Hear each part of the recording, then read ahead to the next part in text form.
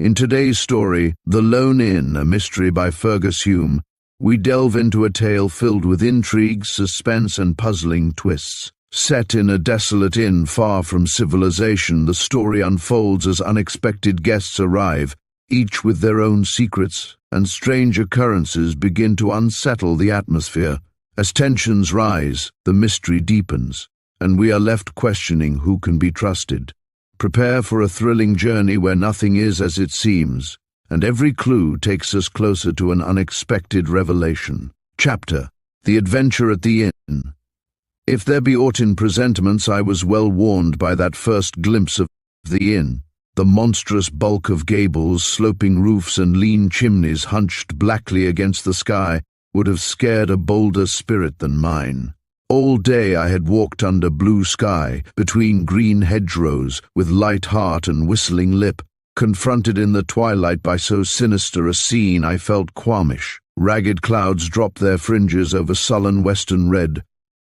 Around spread the salt marshes, evil in their desolation, and I with chilled blood stared at the lonely mansion dominating the outlook. Here, thought I, an adventure awaits me. The hour, the house, the scene, hint at romance, and that of the strangest. So much were my spirits dashed by these ominous environments that it was in my mind to walk the further 10 miles and shelter for the night at Marshminster. Yet some fate compelled my unwilling feet toward that inhospitable door, and almost before I knew my own mind I was knocking loudly. It opened while my hand was still raised for the final rap, and a handsome woman presented herself to my astonished eyes. What beauty did among the tombs I know not, yet there she smiled. Though handsome, she was not a lady and lacked the undefinable stamp of birth. At the same time, she was above the commonality. Not a lady, not a servant, but something between the two. Her appearance confirmed the promise of romance. I have walked from Eastbury, said I, cap in hand, and wish to put up here for the night. Marshminster is only 10 miles away, answered she, in nowise disposed to admit me. And for that reason I want a bed here. 20 or more miles walking under a hot sun has wearied me considerably. I am sorry we cannot accommodate you, sir. This is an inn, I said, glancing at the sign. The Fen Inn, sir, she replied, still smiling, and full of guests for the time being. Full of guests in this locality. You must then entertain waterfowl, for I have seen no human being for the last 12 miles. She made no direct answer, but shook her head and prepared to close the door. Piqued by the discourtesy and still more by the mystery of this reception, I was about to insist upon admission, when my attention was attracted to a face at the near window. I recognized it as that of a college friend and waved my stick in greeting. "Halloa, Briarfield!" I shouted lustily. "Come and help me to a night's lodgings." The girl was surprised by my remark, and, as I thought, changed colour. She stepped aside to let Briarfield pass, and exhibited further astonishment at the urbanity of our greeting. "What wind blows you here, Denham?" asked Briarfield, shaking my hand. "I am on a walking tour," I answered, "and hope to have reached Marshminster tonight. But as it is 10 miles away and I feel weary, I wish to sleep here.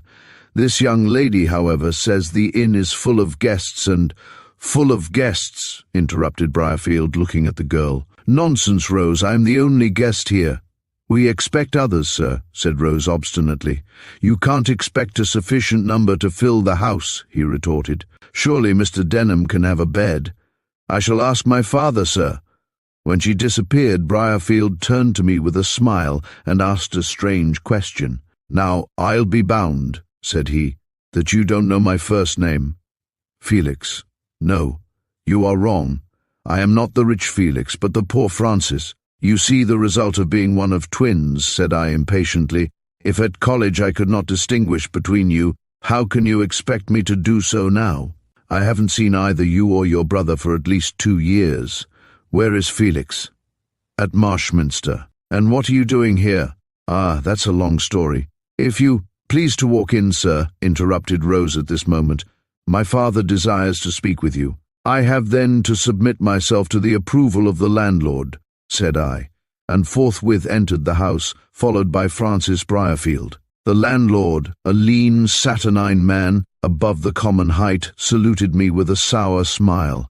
In appearance and demeanour he was quite in keeping with that dreary inn. About him lurked a puritanic flavour, not ill-suited to his sombre attire and unctuous speech. He was less like an innkeeper than a smug valet. I mistrusted the man at first sight. "I can give you supper and a bed, sir," said he, bending his body and rubbing his hands, neither, I regret to say, of the first quality. "Never mind," I answered, unstrapping my knapsack. "I am too tired and hungry to be particular." "We have only lately taken up this house, sir," he continued, still bowing, "and things are a trifle disordered." I glanced round. Despite the cheerful blaze of a fire, the room had a mildewed look, as though long uninhabited. Traces of hasty cleansing were visible in all corners, and in the dim light filtered through dusty panes, the apartment had a singularly uninviting aspect. Again that premonition of misfortune came over me. "I wonder you took up the house at all," said I. "You won't make your fortune in this locality." The landlord made no reply, but muttering something about supper left the room. His daughter had already departed, presumably in the direction of the kitchen, and I found myself alone with Francis Briarfield. He was absently looking out at the window and started when I addressed him directly. I augured mystery therefrom. "What's the meaning of these mysteries?" I asked abruptly. The horror of the place was already influencing my spirits. "What mysteries?" demanded Briarfield, in a listless manner. "This inn has been uninhabited for some considerable period. A suspicious-looking rascal and his pretty daughter have taken up their abode here with no possible chance of getting customers. I stumble on this castle grim in the twilight and find you here, you of all men, whom I believe to be in South America. Don't you call these mysteries?" "If you put it that way, I admit the mysteries," replied Francis, coming toward the fire. "I know little about the inn, still less about the landlord and his daughter. As to myself, I am here by appointment to meet my brother Felix, came from London to Starby, and rode from thence to this inn. Why meet him in this murderous-looking house?" He named the place of meeting himself. "And you?" "I only arrived this month in England from South America. I wrote him from London asking to see him. He appointed this inn as neutral ground for us to meet, so here I am." "Why neutral ground? Have you quarrelled?" "Bitterly. You did so at college," said I, looking steadily at him. "Strange that such ill blood should exist between twin brothers." "The inevitable woman," said Francis, in a harsh tone, quite at variance with his usual soft speech. "Oh, and her name?" "Olivia Bellin. I know her. Do you mean to say, Briarfield, that—" "Hush!" he said, rapidly indicating the door. And there stood the girl Rose, listening to our conversation. Her face was pale, and it was evident that the mention of the name had powerfully affected her. Seeing our eyes were on her, she apologized in a low, nervous voice. "Your pardon, gentlemen," she said, placing a tray on the table. "I did not intend to interrupt your conversation. Allow me to lay the table for supper." "First show me my room," said I, picking up my knapsack. "I am dusty and wish to give myself a brush-up." Rose nodded and preceded me out of the apartment. I glanced back and saw that Francis had returned to his old post by the window. Evidently he was watching for the arrival of his brother. "When does Mr. Felix Briarfield arrive?" I asked Rose as we ascended the stairs. "I don't know the name, sir," she said with an obvious effort. "You don't know the name?" I repeated, seeing she was lying. "Yet Mr. Francis Briarfield is here to meet his brother." "It may be so, sir, but I know nothing about it. Mr. Briarfield is a stranger to me, like yourself. It is to be hoped you received him more willingly than you did me." My words fell on the empty air, for after her last remark she hastily departed. I mechanically attended to my wants, and wondered what could be the meaning of the girl's attitude. She knows Miss Bellin and Felix Briarfield, I thought, perhaps not personally, but at least their names. She is also aware of the intended visit of Felix to this place. I must find out from Francis the reason of that visit, and it may throw some light on the demeanour of Rose. I am glad I came here tonight, for that landlord is scarcely a person to be trusted. Certainly my presentiment of romance is coming true. When I descended to the dining room, I found supper laid, and Francis impatiently awaiting my arrival. A lamp was lighted, and for the first time I saw his face plainly. The alteration in his looks and demeanour since our college days was astonishing. Felix had always been the graver of the twins, and it was the distinguishing mark between them. Now the livelier spirits of Francis had calmed down to a subdued gravity, which made the resemblance between them still greater. We seated ourselves at the table in silence, and he coloured as he caught my earnest look. "You find me altered?" he asked, with manifest discomposure. "Very much altered, and more like Felix than ever." "I haven't seen him for over a year," said Briarfield abruptly, "so I don't know if the resemblance is still strong." "It is stronger," I answered emphatically.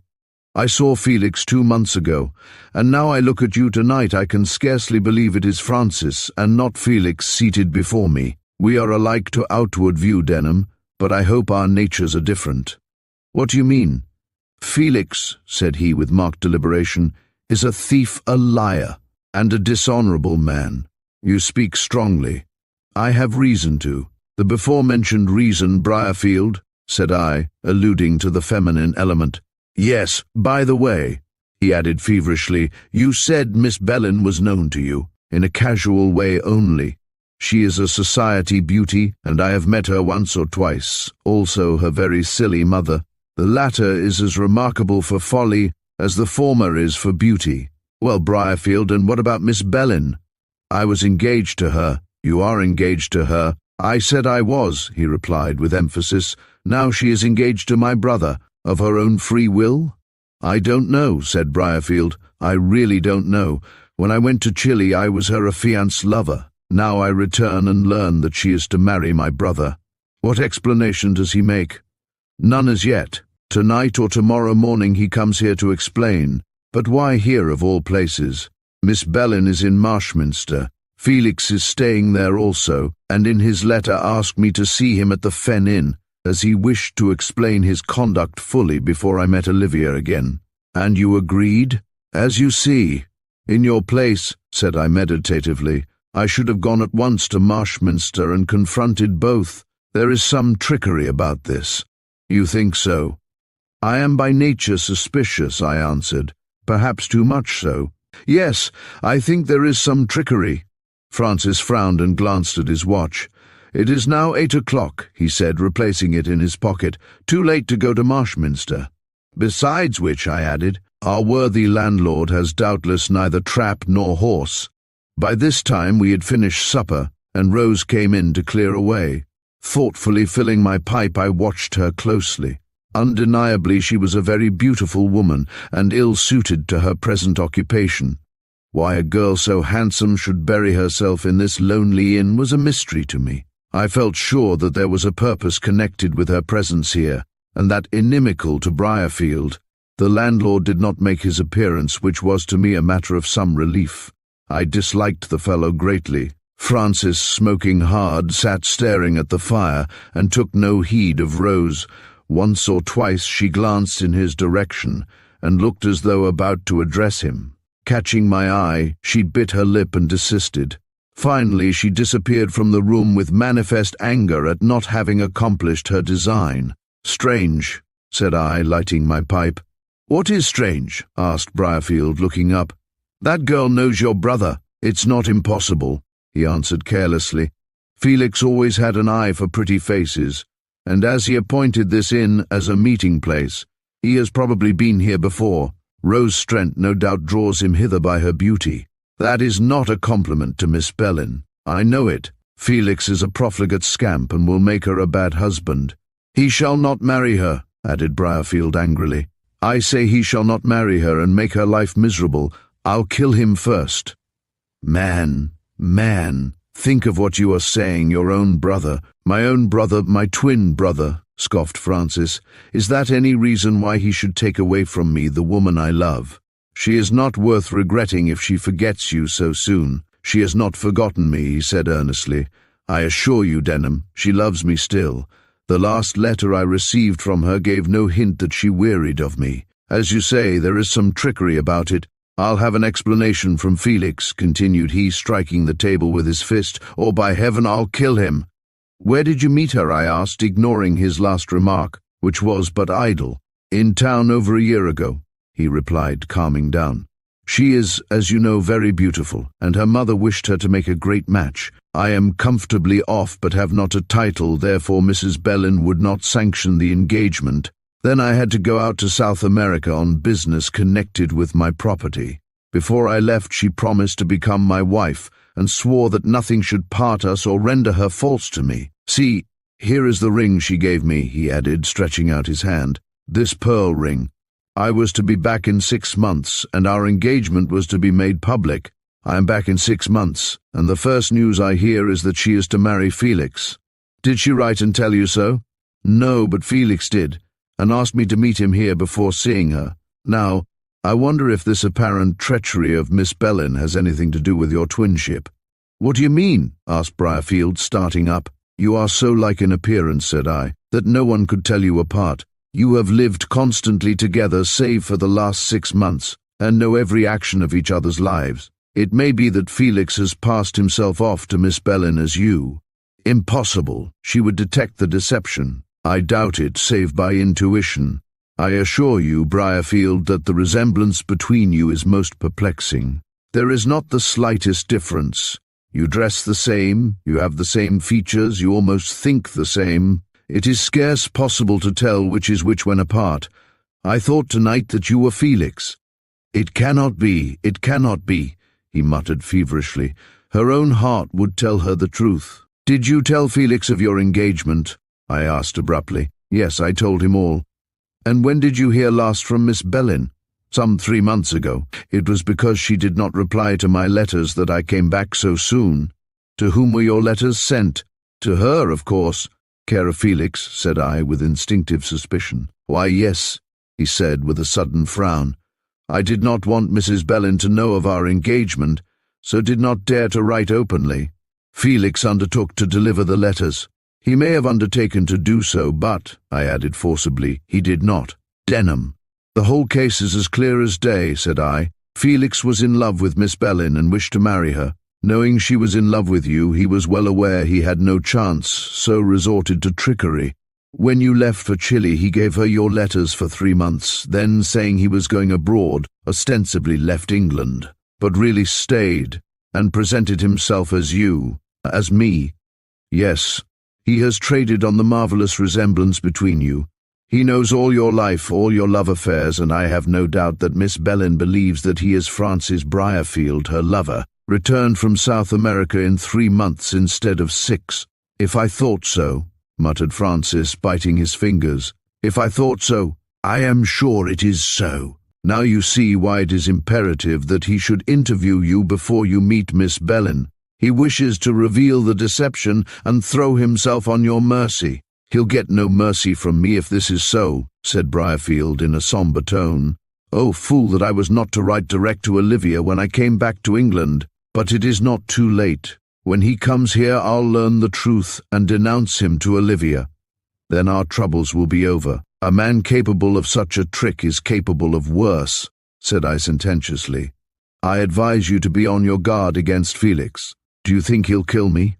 I don't go as far as that, I replied cautiously, but your meeting will be productive of trouble. Just now you expressed a wish to kill him, and I shall, if he has tricked me as you say. Nonsense, Briarfield, you talk wildly. This matter can surely be settled in a less melodramatic fashion. I am glad I am here, as perhaps you will permit me to be present at the interview. Willingly. I know how clever you are, Denham. You may assist me to unmask Felix. Do you think he'll come tonight? Said I, going to the window. His letter said tonight or tomorrow. Then it will be tomorrow. Felix wouldn't risk meeting you at night if he has thus betrayed you. Let us go to bed, and tomorrow settle the matter. At first Francis was unwilling to retire, but when the landlord came to lock up for the night, and laughed at the idea of anyone coming there from Marshminster, he fell in with my desire. Together we went upstairs and parted on the threshold of his room. It was 5 or 6 doors away from mine. Lock your door, said I as we parted. What? Do you think I'll be murdered in my sleep? No. But I don't like the inn, and I dislike the face of Strent, the landlord. Besides, I continued, tapping Briarfield's breast, that girl Rose. What about her? She knows Miss Bellin. Good night, With that I departed, notwithstanding his desire for an explanation of my last words. So wearied was I that despite my suspicions of the inn, I speedily fell asleep. Chapter 2. The sequel to the adventure. At the inn. It was close on 10 o'clock when I awoke next morning. My long tramp of the previous day had tired me more than I thought. Nevertheless, I was annoyed at oversleeping myself, and astonished that Francis had not called me earlier. I knew how anxious he was about the proposed meeting with his brother, and fancied that his impatience would have drawn him to my room at dawn. Apparently he was less curious concerning the interview than I thought, yet leaving him out of the question, I ought certainly to have been roused by Strent or his daughter, and determined to reprove them for such neglect. After all, an inn is an inn, and one has a right to attentions for which one pays. Judging from the landlord's looks, I did not think my bill would err on the side of cheapness. These thoughts passed through my mind as I hastily dressed myself. Opening the window, I looked out on the marshes, golden in the sunshine. A keen wind was blowing from the sea, and the smell of brine struck into the heavy atmosphere of my bedroom. An absolute stillness prevailed both inside and out. I felt as though I had awakened in the spellbound palace of the Sleeping Beauty. An inn, of all places, should be full of bustle and noise, but there was something uncanny in the silence which reigned in this marsh-locked hostel. It hinted trouble, and I felt uneasy. In no very good temper, I descended to the dining room, with the intention of apologizing to Francis for my tardy appearance, and of rating the landlord for his negligence. To my astonishment, neither Francis nor anyone else was seen, and the room was in precisely the same condition as on the previous night. The fire was unlighted, the table not set out for breakfast, even the window blinds were down. For the moment I was sick with apprehension, as it was impossible to conjecture the reason of this neglect and absence of human life. The stillness was as absolute as had prevailed upstairs, and when I rang the bell it echoed throughout the house as though mocking my efforts to summon landlord, maid, or friend. Twice, thrice I pulled the bell rope without result, then, somewhat unnerved by the silence in which I found myself, went to the back part of the premises. Here the condition of things was the same as in the dining room. The kitchen was empty, nor were there any signs of fire or of food. I explored the whole of the ground floor and found nobody. The conclusion forced itself upon me that Strent and his daughter had left the inn during the night. What was the meaning of this sudden flight? What reason could be sufficiently powerful to force them to vacate the premises? Asking myself these questions, I entered room after room, but in none of them did I find any answer. The front door was bolted and barred, the back entrance was in the same condition, and there was no key in either lock. I considered the features of the case and saw that the air was full of mystery, perhaps but no, in that lonely house I could not bring myself to utter that terrible word. I knew not what had happened during my sleep, but felt certain that some event had taken place. Otherwise there could be no reason for this state of things. Almost against my will I searched the house again, but could discover neither Strent nor his daughter Rose. I was alone in the house, but Francis, said I, repeating my thoughts aloud. Aye, Francis, I wonder if he has left the inn also, or whether he has overslept himself and is still in his room. To make sure, I went upstairs to his bedroom. Pray observe that all this time I had not connected these things with crime. It is true I had a faint suspicion that there might possibly be some foul play, but as there was nothing to confirm such a belief, I abandoned the idea. I declare that when I knocked at the door of Briarfield's room, I had no more idea of the horrid truth than a babe unborn. My premonitions pointed to mystery, but not to murder. Yet from the conversation of the previous night I might have guessed what had happened. The house was as accursed as the palace of the Artidae, and 8 bided on the threshold stone. Not until I had thrice knocked without receiving any answer did my suspicions begin to form. Then they took shape in an instant. I tried the door. It was locked. The ominous silence still hinted at unspeakable horrors. My knocking echoed jarringly through the stillness. At that moment there flashed before my eyes the picture of 2 figures flying across a red horizon against which blackened the beams of a gallows. It was the shadow of the future. I knocked. I called his name, and finally, in desperation at the continued silence, set my shoulder against the crazy door. It yielded with a tearing sound, and I entered the room amid a cloud of fine dust. He was lying on the bed, stiff and cold. I had no need to call, to touch his shoulder, to place my hand on his heart. He was dead. With the clothes drawn up smoothly to his chin lay the man with whom I had conversed the previous night. The right arm lay outside the counterpane. On the hand glistened a pearl ring. I looked at that bauble. I glanced at the waxen face. The matter was beyond all doubt. Francis Briarfield was dead. Before I could further examine the body or the room, I was forced to run for my brandy flask.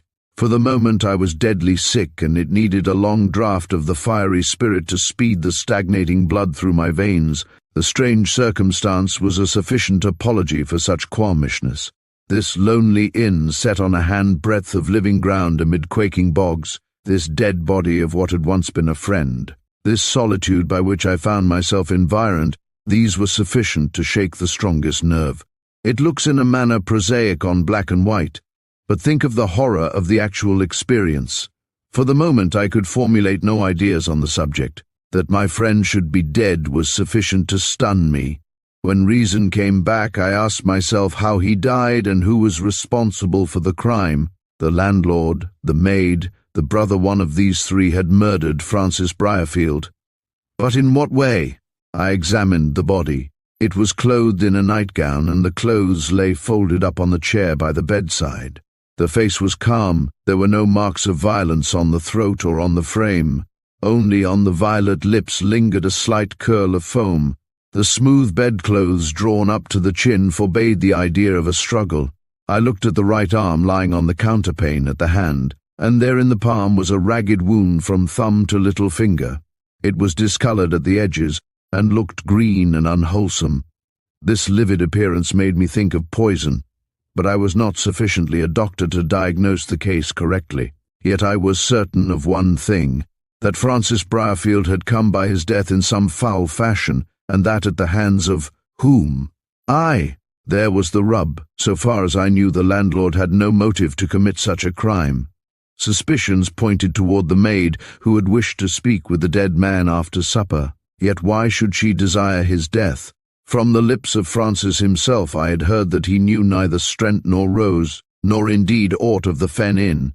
Hither he had been brought by his brother's letter to keep an appointment, and was as ignorant of the inn, of its inmates, of its surroundings as I.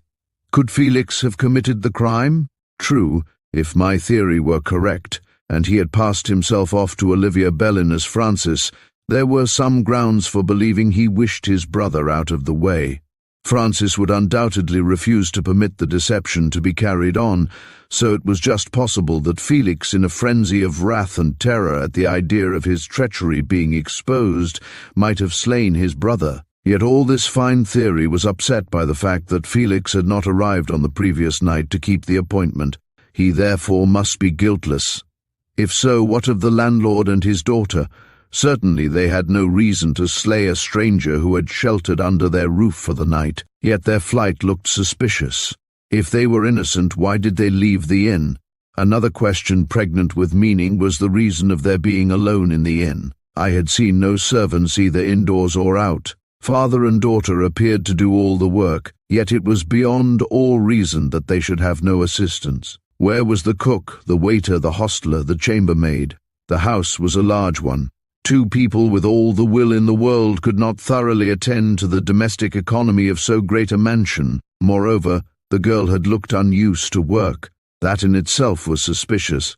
Can it be? I thought. Can it be that these two hired this inn to compass the death of Francis Briarfield, and that he was drawn here as into a snare by his brother's letter? On the face of it, it looks absurd, and yet in what other way can I explain the absence of servants, the mildewed aspect of the rooms? Now Francis is dead, and they without a word to me have departed. I could not solve the mystery. Far from doing so, the more I thought, the more I examined the surroundings, the deeper grew the mystery. The door had been locked, and I could find no key. The window also was locked, and even had it not been, no one could have entered thereby. so considerable was the height from the ground. How, then, had the assassin gained admittance? Yet sure was I that Briarfield had been murdered, but by whom it was hard to say, nay, impossible.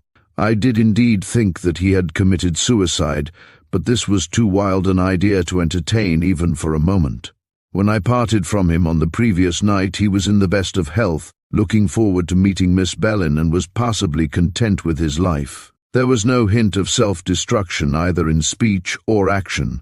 The thought that his brother had deceived him would not have engendered such an idea. Rather was he determined to unmask the traitor and regain his promised wife by force. Murder it might be, suicide was out of the question. Thus far I threshed out the matter, yet arrived at no logical conclusion. As there seemed no signs of landlord and maid, it behooved me to consider what I should do.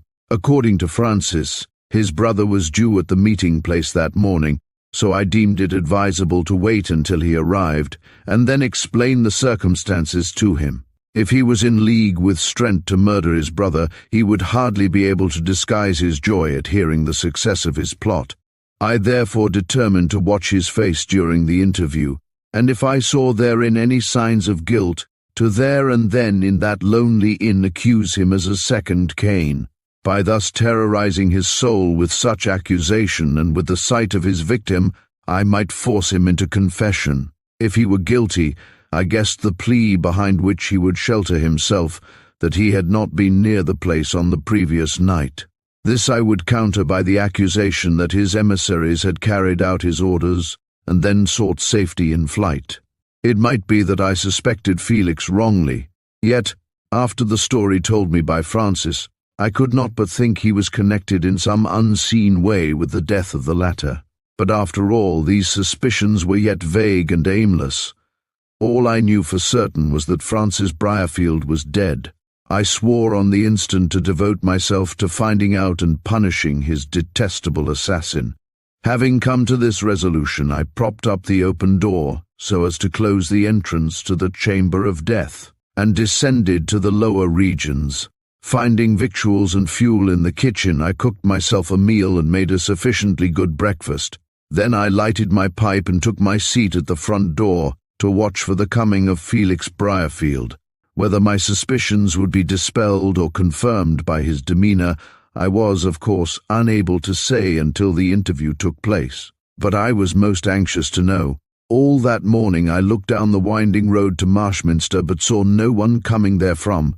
Not a soul was in sight, and if I did for a moment think that Strent and his daughter might return and declare themselves innocent, the thought was banished by a few hours' outlook. The inn, as I said before, was on a slight rise, and I could see far and wide. No human being was to be seen, and as the hours passed I grew almost horrified at the gruesome solitude. To be alone with a dead body in a lonely house in a lonely moor is hardly healthy for the mind. Toward noon I took a resolution. If, said I, the mountain won't come to Mahomet, why, then Mahomet must go to the mountain. The interpretation of this was that I intended to see Felix Briarfield at Bellin Hall, Marshminster. Face to face with him, I would force him to explain why he had not kept the appointment. It seemed to me a suspicious circumstance. Perhaps Strent had told him Francis was dead, and therefore it would be useless for him to ride to the Fen Inn. If this were so, it would go a long way toward implicating him in the crime. I re-entered the house, locked up everything, and, strapping on my knapsack, took my departure toward Marshminster. Some way down the road I looked back at the ruin, and saw it loom more grim and ghastly than ever. Even in the bright sunshine it could not appear otherwise than eerie, and it was with great pleasure that I left it behind. Yet under those sloping roofs Francis Briarfield lay dead, and it was to discover his assassin and to avenge his death that I set my face toward Marshminster. Chapter: Felix or Francis? Late in the afternoon I tramped into Marshminster.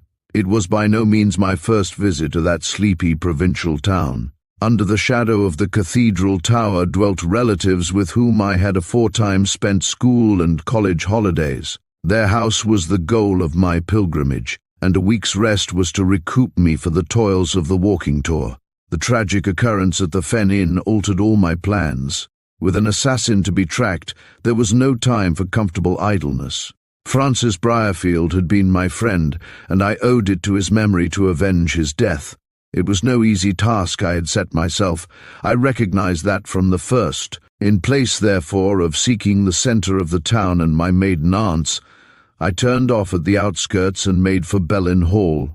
According to the story of Francis, his brother was staying with the Bellins, and it was necessary that I should see him at once about the matter. My acquaintance with Mrs. Bellin and her daughter was confined to casual conversation at crowded at-homes during the season. I had hardly the right to thrust myself on them uninvited, but my business brooked of no delay. The sooner Felix knew the truth, the better it would be for him. If he were guilty, I could punish him for his crime by denouncing him at once to the authorities.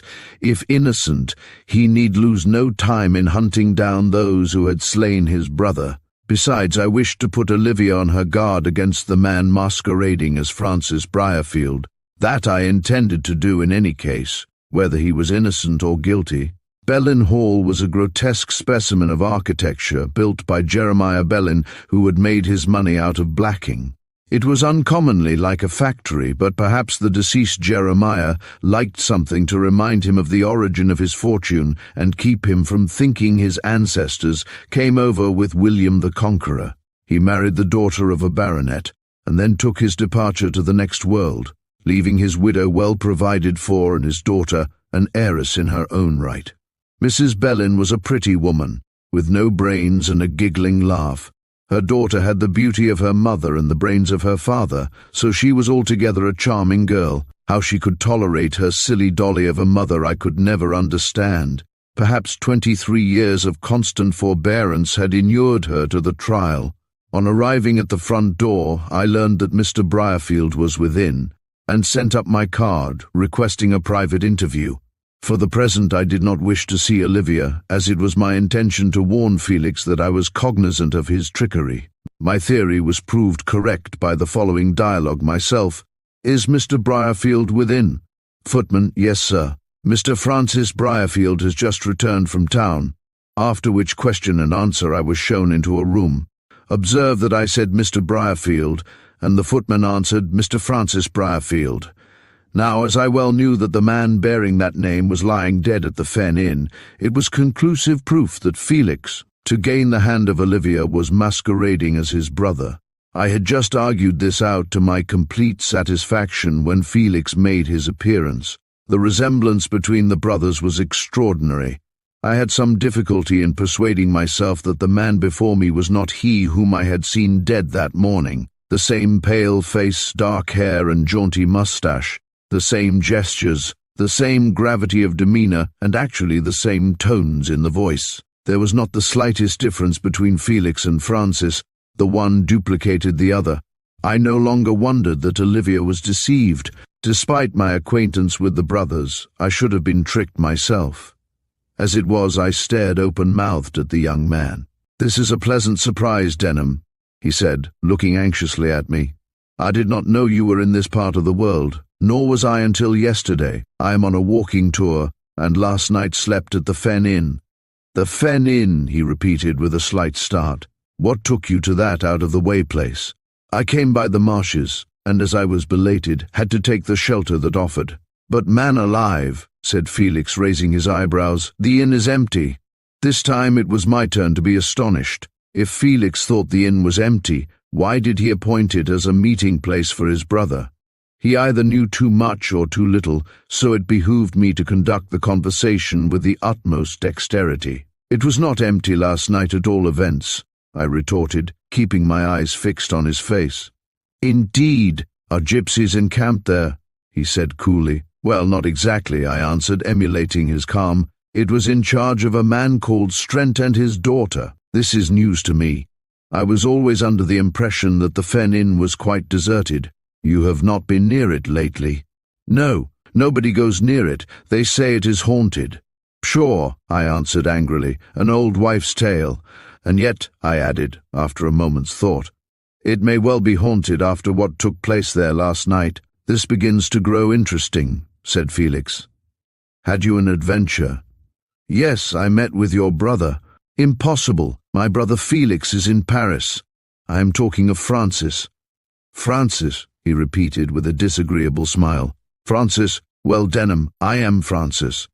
I think you are making a mistake, Briarfield, said I coldly. Your brother Francis slept at the Fen Inn last night. I slept in this house. I quite believe that, but you are Felix. Oh, said Briarfield, bursting into a harsh laugh, I see you are making the inevitable mistake of mixing me up with my brother. It is pardonable under the circumstances, otherwise I might resent your plain speaking. The assurance of the man was so complete that I wondered if he knew that his secret was safe by the death of his brother. Such knowledge would account for his complacency. Yet it was quite impossible that he could know of the death, as he certainly had not been to the inn. I knew that from my own knowledge. If you are Francis, said I slowly, you are engaged to Miss Bellin. I am, he answered haughtily. But by what right you— One moment, Mr. Briarfield. Miss Bellin gave her lover Francis a pearl ring. I do not see it on your finger. He glanced down at his hand and grew confused. I lost it, he muttered. I lost it some time ago. No, that is not true. Do you dare to— I dare anything in connection with what I know to be a fraud. You are passing yourself off as your brother Francis. By what right do you make this mad assertion? From what Francis told me last night. But I tell you I am Francis, he said savagely. Don't I know my own name? If you are the man you assert yourself to be, where is the pearl ring? I lost it. You did not. You never had it. I saw it on the finger of Francis no later than last night. I think you are mad, Denham, said Felix, white with passion, or else you must be talking of Felix who is in Paris. That untruth will not serve, I said coldly. Felix is before me, and Francis is lying dead at the Fen Inn. What, Francis dead? He cried unguardedly. Ah, you admit it is Francis?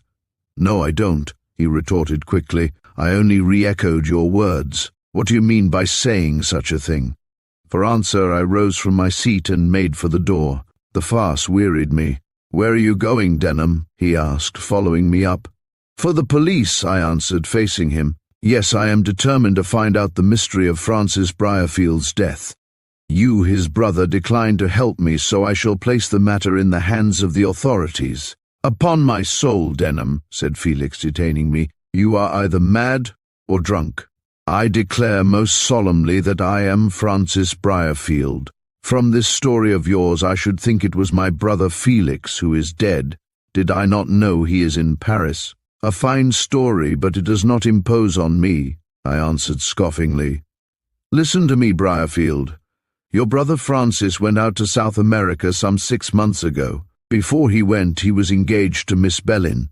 The mother would not hear of the marriage, so the engagement was kept quiet. You alone knew of it and took advantage of such knowledge to suppress the letters sent to Miss Bellin through you by Francis and represent yourself to Olivia as her lover returned 3 months before his time. You, I quite believe, are supposed to be in Paris, so that you may the more easily carry out the game. This is mere raving. It is the truth, and you know it.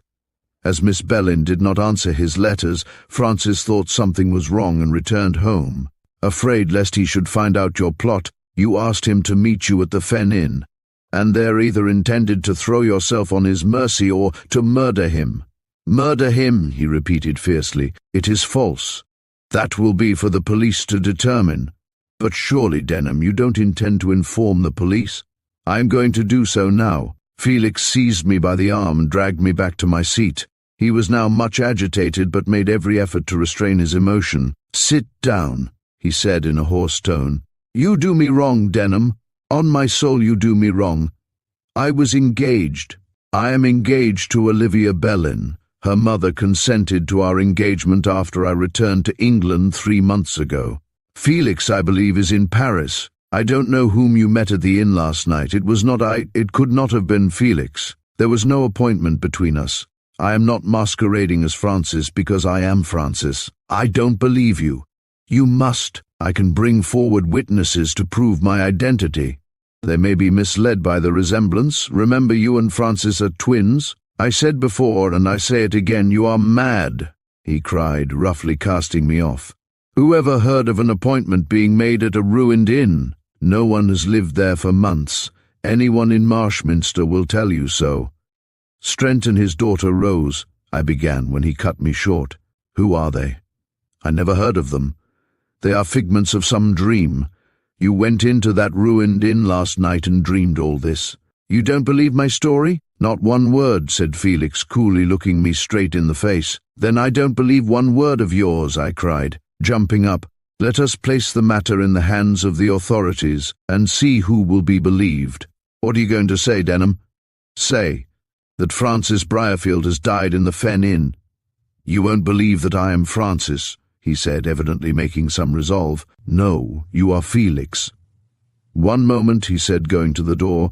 "I shall prove my identity, and in a manner that will admit of no denial." With that he vanished, and I waited to see what further evidence he would bring forward to back up his imposture. Chapter: Olivia's Evidence. Here was no doubt that Felix intended to continue passing himself off as Francis. For how long I was uncertain, perhaps for the rest of his natural life, or until he made Olivia his wife. In this latter event he could reveal the fraud with impunity and revert to his own identity. I could not help thinking that he had been informed beforehand of the death of his brother. Else he would not have dared to keep up his imposture with a possible revelation so near at hand. Even assuming such ignorance, I had now told him of the death myself, and so strengthened his position. I regretted that I had not been more cautious. I was curious to see whom he would bring forward as a witness to his identity. Scarcely Olivia, as if she once had a suspicion of the truth she would never rest until all was cleared up to her satisfaction. I hardly thought Felix would run such a risk, the more so as his story of losing the pearl ring could not stand against my assertion that it was on the finger of the dead man. If he still persisted in declaring himself to be Francis, I determined that he should ride with me to the Fen Inn and there see the corpse of the man whose name he had so shamelessly assumed. That would surely settle the matter. Felix was bolder than I gave him credit for, as his witness proved to be none other than Olivia Bellin. She entered the room with assumed lightness, but her face was anxious and she glanced every now and then at Felix, as though to seek his aid and countenance. He, as was natural, wore a haggard expression. His nerves were tensioned up to the highest pitch, a matter of small wonderment, seeing that his life's happiness depended upon this interview. "What is this strange story you bring, Mr. Denham?" asked Olivia, greeting me coldly. "In our best days we were never over-friendly. Has not Mr. Briarfield told you?" "I have not had the time," interposed Felix quickly. "Beyond a few hints of the truth she knows nothing, not even that you are Felix Briarfield." "Felix?" repeated Miss Bellin in surprise. "But you are making a mistake, Mr. Denham. This is Francis." "So he says." "You see, Olivia," said Briarfield, addressing Miss Bellin, "Denham insists upon taking me for my brother Felix. How absurd! I assure you, Mr. Denham, that Felix is in Paris. I only received a letter from him this morning." "Impossible," said I, taken aback by the authority of her tone. "It is quite true," she continued hurriedly. "Excuse me for a moment, and I shall fetch the letter. You must believe the evidence of your own eyes." When she left the room, Felix turned toward me with a gleam of triumph in his eyes. "Are you convinced?" he asked mockingly. "No, I am puzzled." "In what way?" "To think how you managed to get that letter sent on from Paris without being there yourself. Against stupidity the gods themselves fight in vain," quoth Felix, shrugging his shoulders. "I assure you that my brother Felix is in Paris. Miss Bellin is about to produce a letter received from him only this morning, and yet you insist that I am not myself, and that he whom I pretend to be is dead. You are mad." "Here is the letter," said Miss Bellin, entering at this moment. "You see it bears the date of yesterday.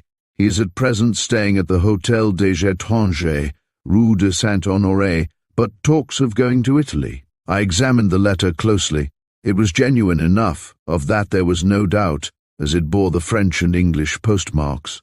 I quite believed that it was written by Felix, but also that it had been forwarded from Paris by an emissary of the young man in order to keep up the needful deception. Certainly Felix had a marked talent for intrigue. "If Felix Briarfield is in Paris," said I, handing back the letter to Olivia, "who was it I met at the Fen Inn last night?" "The Fen Inn," replied Olivia, with a puzzled look. "Why, no one lives there now, Mr. Denham. It is in ruins and has been empty for over 2 years. Nevertheless, it was tenanted last night, and I slept there. Also, I met Francis Briarfield at the same place." "Francis was not out of the house last night," declared Olivia decisively. "Quite true," he replied. "I went to bed early with a bad headache. It was not you I met at the inn last night, but your brother Francis. How can you persist in so foolish a story?" said Olivia angrily. "This is Francis, and Felix is in Paris. You could not have met either of them at the Fen Inn last night, and indeed I can't believe that you slept there at all." "I did, Miss Bellin, and there I met Francis." "If you did, where is he now? Why not clear up the mystery by bringing him here with you?" "Because he is dead." "Dead," she echoed, catching the arm of Felix. "Dead? Who is dead?" "Francis Briarfield." "He is mad," she said to Felix in a low tone, her face white with fear. "Upon my word, I am beginning to think so myself," I said, losing my temper, "but I declare on my oath that I speak the truth. There is only one way of solving the riddle. Come out with me to the Fen Inn, and look on the face of the dead man I say is Francis Briarfield. A single glance will give the lie to the assertion of this man who pretends to be your lover." Felix looked at Olivia, she at him. It seemed to me that they grew a shade paler. I wondered whether any guilty bond existed between them, as certainly they seemed to understand one another very well. Olivia appeared anxious to protect Felix from harm. Either she really believed him to be Francis, or had taken her heart from one brother and given it to the other. It was she who spoke first in and throughout the interview. The woman played a more daring game than did the man. Her attitude puzzled me, and for the moment I was quite in the dark as to what were her real thoughts regarding my story and that of the pseudo-Francis. "We cannot go tonight," she said, with some hesitation. "But tomorrow morning, if you like, we will ride out to the inn." I glanced at my watch. "It is now 5 o'clock," said I, "and will be light up to 9 or thereabouts. There is plenty of time for us to ride to the Fen Inn, and I think it advisable to do so at once." "Why not tomorrow morning?" objected Felix. "Great heavens, Briarfield, have you no natural affection? Don't I tell you that your brother is lying dead there? Can't you understand the necessity of attending to so serious a matter without delay? If you have no affection, you might at least have decency." "I decline to believe that my brother is dead," said Briarfield coolly. "That letter shown to you by Olivia proves that he was in Paris yesterday. He could not have come over so quickly, and besides would have no reason to go to the Fen Inn. Of course, if you insist upon assuming your brother's name, I can say nothing, but I know the truth, and had it from the lips of Francis." "What do you mean?" asked Olivia. "I mean that Francis returned from Chile a few days ago, and went to the Fen Inn by appointment in order to hear the explanation of Felix." "And what explanation?" "The reason of Felix passing himself off as Francis." "You are utterly mistaken, Mr. Denham. I swear that this is Francis, the man to whom I am engaged." "Can you wish for stronger proof?" asked Felix, with the marked intention of insulting me. I paid no attention to his sneer, but turned round to Miss Bellin and asked a pertinent question. "Where is the pearl ring you gave Francis, Miss Bellin?" "The pearl ring," she said, much agitated. "Yes, I did give Francis a pearl ring, but he lost it." "Did you not lose it, Francis?" she added, turning toward her lover. 2 months ago." "Well, Miss Bellin," said I deliberately, "if you come out with me to the Fen Inn, I will show you the pearl ring on the finger of the dead man." "It cannot be. It is impossible," she murmured, clasping her hands together in great distress. "I am utterly bewildered by your talk. Francis returned from Chile 3 months ago, and my mother consented to our engagement. It was not Francis who returned," I asserted doggedly, "but Felix, who pretends to be in Paris. But this letter—" "Bah, that was written here by Briarfield, and forwarded to a friend in Paris to be posted back to you." "Liar!" cried Felix, dashing forward with clenched fists. "If you don't retract that statement, I'll—" "For pity's sake, be quiet," entreated Olivia, throwing herself between us. "Do not bring my mother here, Francis. You do not know the harm you are doing. Mr. Denham," she added, turning to me as he suddenly stepped back. "Do you say this gentleman is Felix?" "I do," most decidedly. "I tell you, sir, it is not so. This is my affianced lover, Francis." Great heavens! Could a woman make a mistake in so serious a matter? I believe the resemblance between the brothers would deceive anyone. "Let us settle the question by going to the Fen Inn," said Felix sharply. "I'll wager that there we find neither landlord nor anyone." "You don't believe me," said I quickly. "I do not, sir. I believe you have dreamed all this rubbish. I am here, Francis Briarfield. Felix, my brother, is in Paris, and as to your cock-and-bull story of a murder at the Fen Inn, I don't believe a word of it." "Very well, Briarfield," I said, picking up my hat. "You have chosen your course, I will now choose mine. Hitherto I have kept the affair quiet for your sake and for that of Miss Bellin. Now I will place the matter in the hands of the authorities, and wash my hands of the whole affair." "Do what you think fit," retorted Briarfield fiercely, and turned his back on me. Stung by his contemptuous manner, I walked smartly toward the door, but was stopped on the threshold by Miss Bellin. "It is no use your going to see the police, Mr. Denham," she said anxiously. "I assure you it will only get you into trouble. Your story is too wild to believe. They will say you are mad." "I'll take the risk of that. I am not yet so mad as not to believe the evidence of my own eyes. Let me pass, Miss Bellin." "Stay," she said in a peremptory tone. "Let me speak a moment with Francis." I bowed my head in token of acquiescence, and she glided back to where Felix was looking out of the window. For a few minutes they spoke together in low, hurried voices. She seemed to be entreating and he refusing. At length he evidently yielded to her prayers, for he sank into a chair with a gesture of despair, and she returned to my side. "I don't wish you to get into trouble, Mr. Denham," she said coldly, "nor do I wish you to use my name, as you assuredly will do in making your report to the police. I believe this story of yours to be an hallucination, and in order to convince you of it, am willing to ride out to the Fen Inn tomorrow with you and Francis. When we arrive there, I assure you we shall see nothing." "I am certain you'll see more than you bargained for," said I dryly. "I would rather you went there tonight." "I cannot. My mother would not allow me to go. Be a little considerate, Mr. Denham." I saw the justice of this reasoning, and forbore to press the point. After all, so long as they went, the time did not much matter. "Then let it be tomorrow morning," I said coldly. "At 10 o'clock, I will be at your park gates. If you and Briarfield are not there, I go at once to the police office and give information concerning the murder of Francis." Chapter: An Astounding Discovery. After that momentous interview, I presented myself to my astonished relatives. These were two lovable old maids, sisters of my mother, who had passed the best part of their existence in the cathedral square of Marshminster. They knew everybody and all about everybody, and pottered through life with the assistance of a comfortable income which they shared in common, a trifle of gossip, and a series of afternoon teas. At the daily services of the cathedral, they were always to be seen, and were intimately acquainted with the dean and chapter. Even the bishop condescended to take tea with them on occasions, and they held their heads high in consequence. Moreover, they loved me greatly, though I was but a graceless nephew to the good souls. When I made my appearance, the Misses Durrant received me with open arms. They had not expected me till much later in the month, but had already prepared for my reception. My portmanteau, which I had ordered to be sent down from London, had arrived. The bedding of my room was thoroughly well aired, and Rachel, their handmaiden, spread for me a sumptuous meal. When I washed and clothed myself anew, I made an excellent meal, for the long tramp from the Fen Inn made me hungry.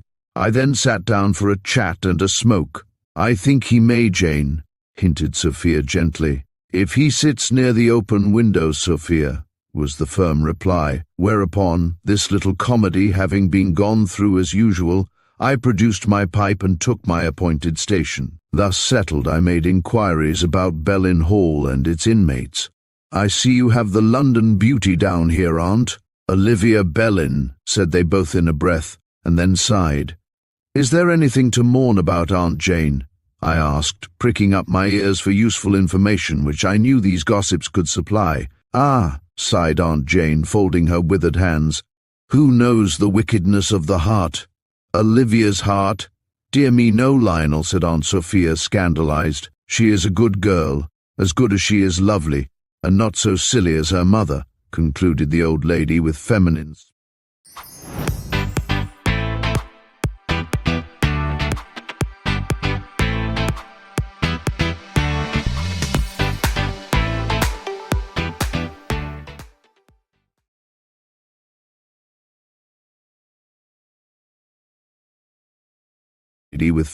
spite. "Then to whose heart do you allude?" This question started a duet between the two old ladies. "Francis Briarfield, you remember Jane?" "Yes, Sophia, that hussy with the feather boa. Was seen speaking to him in the cathedral by Bishop Jevons's tomb, and he seemed very intimate with her. Still, Jane, he was glad when she left Marshminster. Rather relieved, I think, Sophia, and poor Olivia Bellin knew nothing about his wickedness," they concluded together. My heart beat rapidly. In this idle talk I saw a link which would bind Felix Briarfield to the girl at the Fen Inn. "Was she a pretty girl?" I asked with well-simulated carelessness. "Handsome as that handsome does," snorted Aunt Jane, who was remarkably plain herself.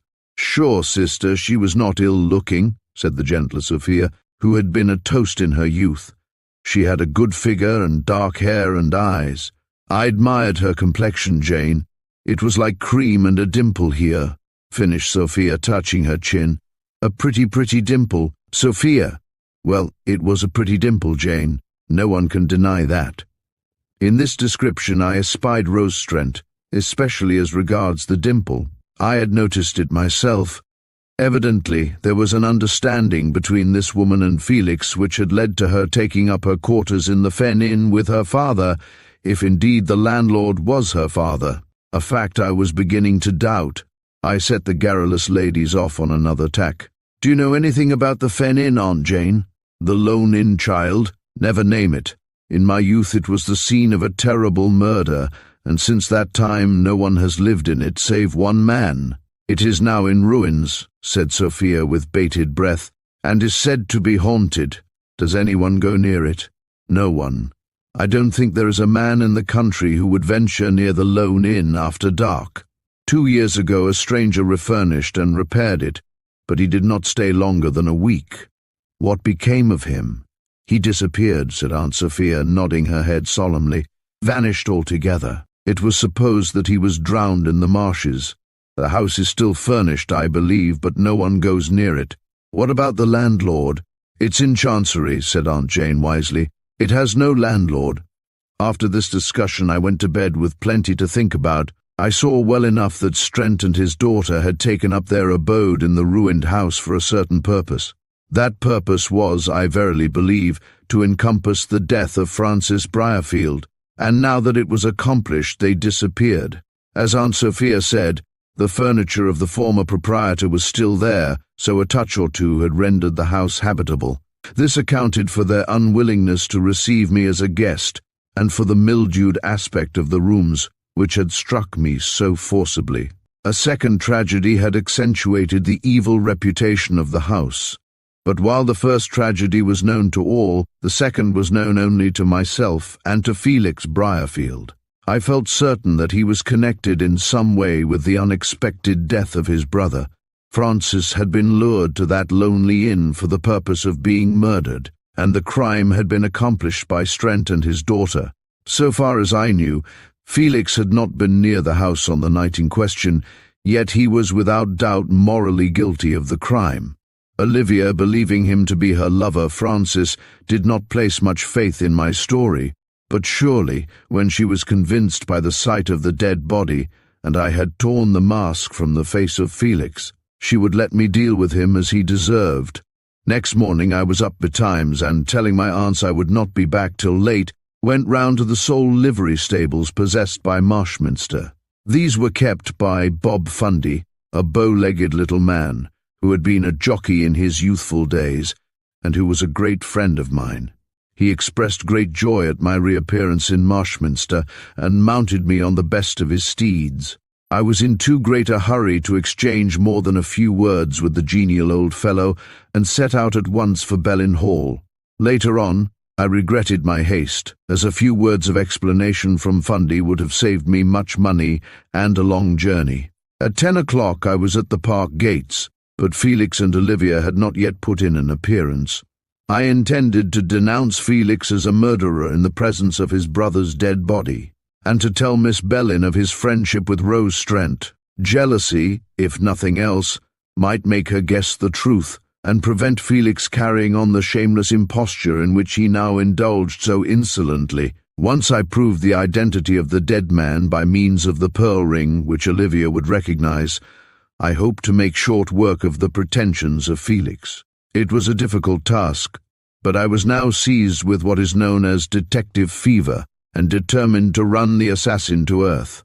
His name, I firmly believed, was Edward Strent, and that Felix was an accomplice. It was questionable whether Rose Strent had taken any active part in the commission of the crime. In a few minutes I saw them riding down the avenue.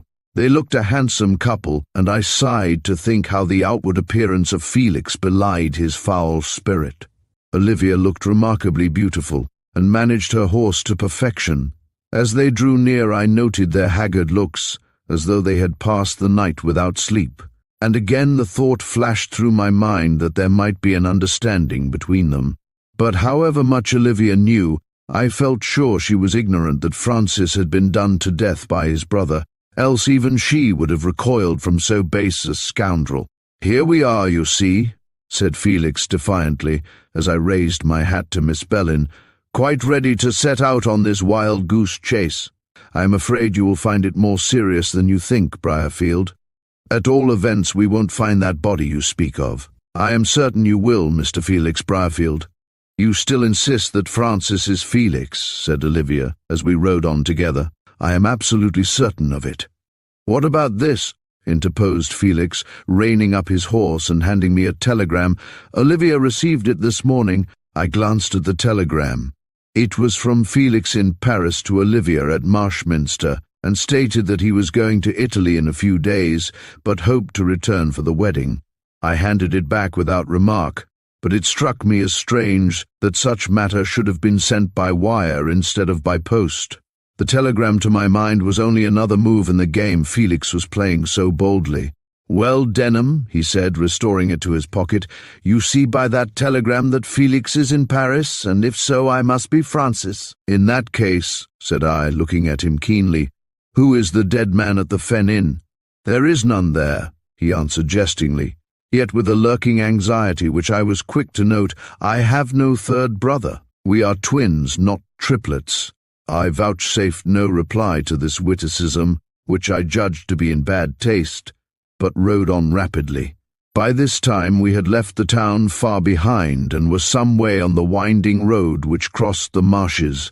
Miss Bellin evidently did not desire to talk, for she pushed forward well in front, and as Felix also relapsed into silence, we rode on smartly without uttering a word. A more dismal riding party I never saw. The keen wind brought a touch of colour into the pale cheeks of Olivia, but she had dark circles under her eyes and looked considerably worried. Felix rode by her side and addressed her every now and then, but I was too far in the rear to know what they said. I felt anything but comfortable while in their company, as they regarded me with great disfavour. Never mind, I thought, touching my horse with the whip. Once I bring Felix face to face with his dead brother, he will be forced to abandon these airs.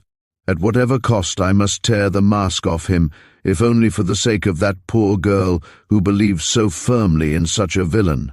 There was no change in the appearance of the Fen Inn as we rode up to it, save that it looked more ruinous than ever. The solitary building had a sinister aspect, and even in the bright sunshine hinted at secret murder.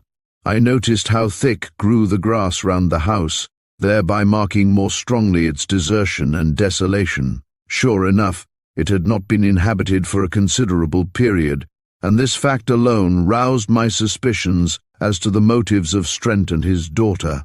They could have no good design in staying in so haggard a dwelling. "You see, the inn is a ruin," said Olivia, pointing toward it with her riding whip. "No one could find shelter there even for one night." "I did, Miss Bellin." "It was a dream," she answered, "an idle dream. You may have slept there, but you never met Francis within its walls. "We are on a fool's errand," said Felix derisively. "I thought so all along." "Come and see," I said, dismounting at the door of the inn. "He laughs best who laughs last." It seemed to me that Olivia made as though to turn her horse's head away from the house, but by this time the hand of Felix was already on the bridle rein, and she suppressed the momentary inclination to flee. The action revived my suspicions. With a half-sigh she dismounted with the aid of Felix, and we entered the house. All was as I had left it. The blinds were down, the rooms mildewed and desolate, the fireplaces filled with heaps of grey ashes. Olivia drew her riding skirts closely round her and shuddered. I led upstairs to the room of Francis. Here the door had fallen down, and we walked on it into the room. To my surprise, the bed was empty. "Well, Denham," said Felix after a pause, "where is the dead body to whom you have given my name? Someone has been here and taken it away." "I don't think so. The absence of the body only proves the truth of what I said from the first. You dreamed your adventure." Before I could reply, Olivia burst into hysterical tears. The strain on her nerves was very great, and now that the climax was reached, she broke down utterly. Felix took her in his arms and soothed her as he best could, while I, utterly bewildered by the turn events had taken, carefully searched the room. All was in vain. I could find neither body nor clothes nor aught pertaining to Francis Briarfield. I began to think to myself that I must be dreaming, but that was out of the question. The only conclusion I could come to was that Strent had watched me leave the house and then returned to make away with the body. Without doubt it was Strent who had slain my unfortunate friend, and now had hidden the corpse in some quaking bog. When Olivia broke down, Felix led her from the room, and I went to the front door there to find them mounted on their horses. "We are going back to Marshminster," said Felix, gathering up his reins. "Thanks to this wild-goose chase, Miss Bellon is quite ill. I trust now, sir, that you are convinced." "I am not convinced that you are Francis," I answered doggedly. "You still think I am Felix?" he asked with a sneer. "I do, notwithstanding the disappearance of the body, which has been made away with by Strent. I firmly believe that Francis is dead, and that you are Felix Briarfield." "As we have seen nothing, Mr. Denham," said Miss Bellon coldly, "I must decline to believe your statement. This gentleman is Francis, and Felix is in Paris." "Very good," said I quietly. "Then I leave for Paris tomorrow." "For what reason?" "I go to seek Felix." "You say he is in Paris. I say he is now before me on that horse." "You came to the Fen Inn and found no body, Miss Bellon. I go to Paris, to the Hôtel des Étrangers, and I'll wager that I shall find no Felix." They looked at one another in silence for a few moments. My remark evidently scared them. "Are you going to put this matter in the hands of the police?" asked Felix. "It is useless to do so now, as the body of your brother has disappeared. I shall go to Paris, and if I do not find Felix there—" "Well?" she said, seeing I hesitated. "I will tell the police all and have this neighbourhood searched," I said, concluding my sentence. Olivia laughed scornfully and rode away, while Felix, preparing to follow, uttered a last word. "Consult a doctor, Denham, at once. You are mad or subject to hallucinations." And with that he set off at a smart trot, and I was left alone at the door of the inn. After the extraordinary experiences I had undergone, I began to think there might be something in what he said.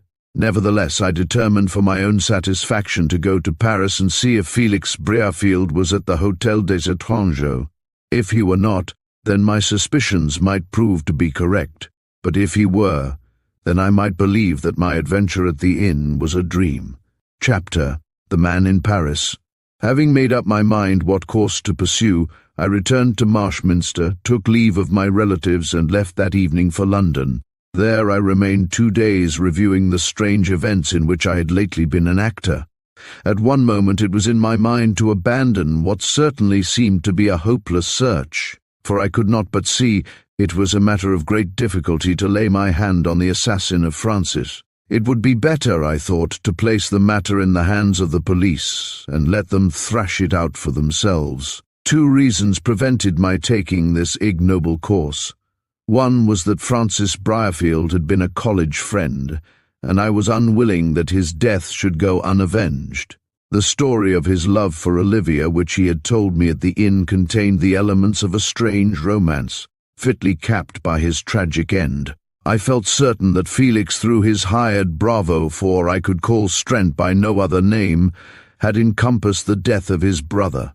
Felix was passionately in love with Olivia, and the unexpected return of Francis not only threatened to take her away from him, but also to reveal the scoundrelly fashion in which he had behaved. At one blow, Felix would lose her love and respect, therefore his motive for averting such a catastrophe was a strong one. That he should determine on fratricide was a terrible thought, but there was no other course left to him by which to secure the woman he loved, and the respect he valued. It was the mad action of a weak, passionate man, such as I knew Felix to be. Too cowardly himself to strike the fatal blow, he had hired Strent to carry out his plans, and the death had been duly accomplished, though in what way I was quite unable to say. It was sufficient for me to know that Francis was dead, and I felt myself called upon to avenge his death. The other motive was perhaps the stronger one of detective fever. I was a bachelor, I had a good income and nothing to do, therefore this quest was one of great interest to me. I had often hunted beasts, but this manhunt was a much more powerful incentive to excitement. I could hardly sleep for thinking of the case, and was constantly engaged in piecing together the puzzle. As yet I had no clear clue to follow, but the first thing to be settled was the identity of Felix at Marshminster with Felix at Paris. Once I established that point, and proved conclusively that Felix had never left England, I would be in a position to prosecute the search in the neighbourhood of Marshminster. I own that there was an additional reason in the pique I felt at the scornful disbelief of Olivia. She evidently considered my story pure fiction, and the strange disappearance of the corpse from the inn confirmed her in this belief. Irritated by such contempt, I was resolved to bring home the crime to Felix, and to prove conclusively to her that he was masquerading as her lover, the dead Francis. It would be a cruel blow when assured of the truth, but it was better that she should suffer temporary pain to dragging out a lifelong agony chained to a man whom I knew to be a profligate, a liar, and a murderer. At the end of 2 days I confirmed myself in the resolution to hunt down the criminal, and decided as the first step to go to Paris. Leaving Victoria by the night mail, I arrived in the French capital next morning. Anxious to lose no further time, I hastened at once to the Hôtel des Étrangers in Rue de Saint-Honoré, and there took up my quarters. Recovered from the fatigues of the journey, I partook of luncheon, and then made inquiries about Felix Briarfield. To my surprise, I not only discovered that he was in Paris, but that he was in the hotel at that moment. "Has he been staying here for any length of time?" I asked the manager. "For 6 weeks, monsieur, and now talks of going to Italy," was the astonishing reply. To say that I was surprised would give but a faint idea of what I felt. That the assertion of Olivia should thus prove true was almost impossible of belief. If Felix were here, and had been here for the past 6 weeks, it could not possibly be he whom I had met at Marshminster. Assuming this to be the case, who was the man of the Fen Inn who called himself Francis? My head was whirling with the endeavour to grapple with these thoughts. Suddenly an idea flashed into my brain which might possibly account for the mystery. Can it be, thought I, that it was Felix whom I met at the inn? Felix who tried to pass himself off as Francis, and then invented that lying story. Perhaps he was not dead, as I thought, but merely plunged into a trance. When he revived, seeing the uselessness of fighting with Francis, he fled back to Paris. All this time I stared hard at the manager. In reality I was puzzling out the mystery, and not paying any attention to the man before me. He, however, grew weary under my regard, and moved uneasily. "Mr. Briarfield is now in his room, monsieur. Shall I take to him your card?" "If you please," I answered mechanically and handed it to him. In a few moments a waiter came with a message, stating that Mr. Briarfield would be glad to see me. I followed the man, in a state of the utmost bewilderment, and found myself in the presence of Felix before I knew what to say or do. He was so like Francis, whom I thought was lying dead at the Fen Inn, so like the man who passed as Olivia's lover, that for the moment I could do nothing but stare at him, yet he could be neither of the two. for one was dead, and the other I had left behind at Marshminster. "How are you, Denham?" he said, somewhat surprised at my strange conduct. "And why do you stare so steadily at me?" "Are you Felix Briarfield?" I gasped out. "As you see," he answered, raising his eyebrows. "Surely you know me well enough to dispense with so foolish a question. And your brother? He is at Marshminster, I believe, with Miss Bellin, to whom he is engaged. Why do you ask so strange a question?" I sat down on the sofa and buried my face in my hands. Either I was out of my mind or the victim of some horrible hallucination. I certainly had met Francis at the inn and beheld him dead under its roof. As surely had I seen the man I believed to be Felix at Marshminster. Yet here in Paris I beheld an individual who was neither the dead friend nor the living lover, and he called himself Felix Briarfield. "I must be mad. I must be mad," was all I could say for the moment. "What is the matter, Denham?" asked Briarfield, touching my shoulder. "Are you ill?"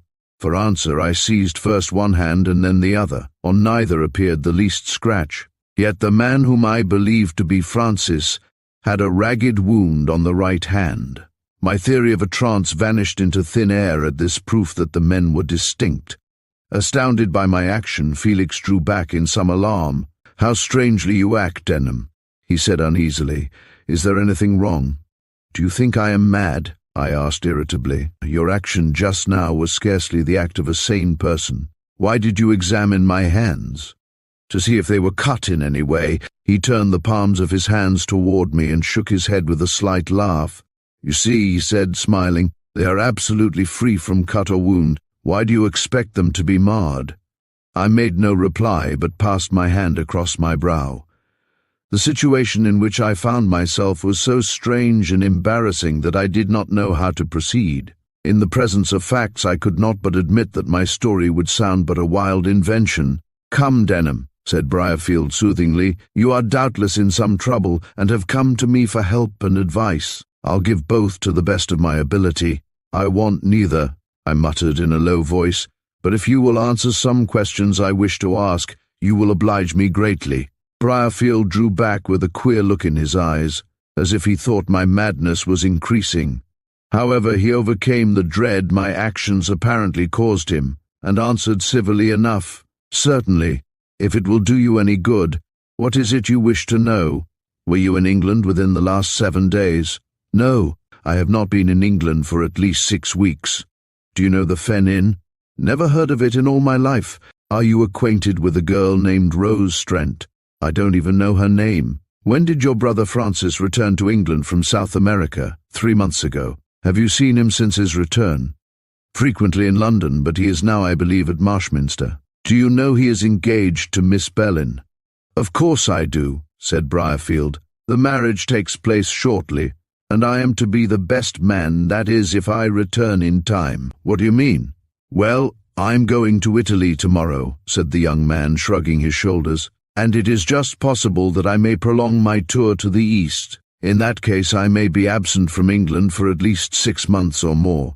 During that time Francis will doubtless marry Olivia, and I shall not be able to be at the wedding. You have not been to England within the last 6 weeks. You don't know the Fen Inn, nor of the existence of Rose Strent," I summed up. "Then I am the victim of some extraordinary hallucination." "You are very extraordinary altogether," retorted Briarfield.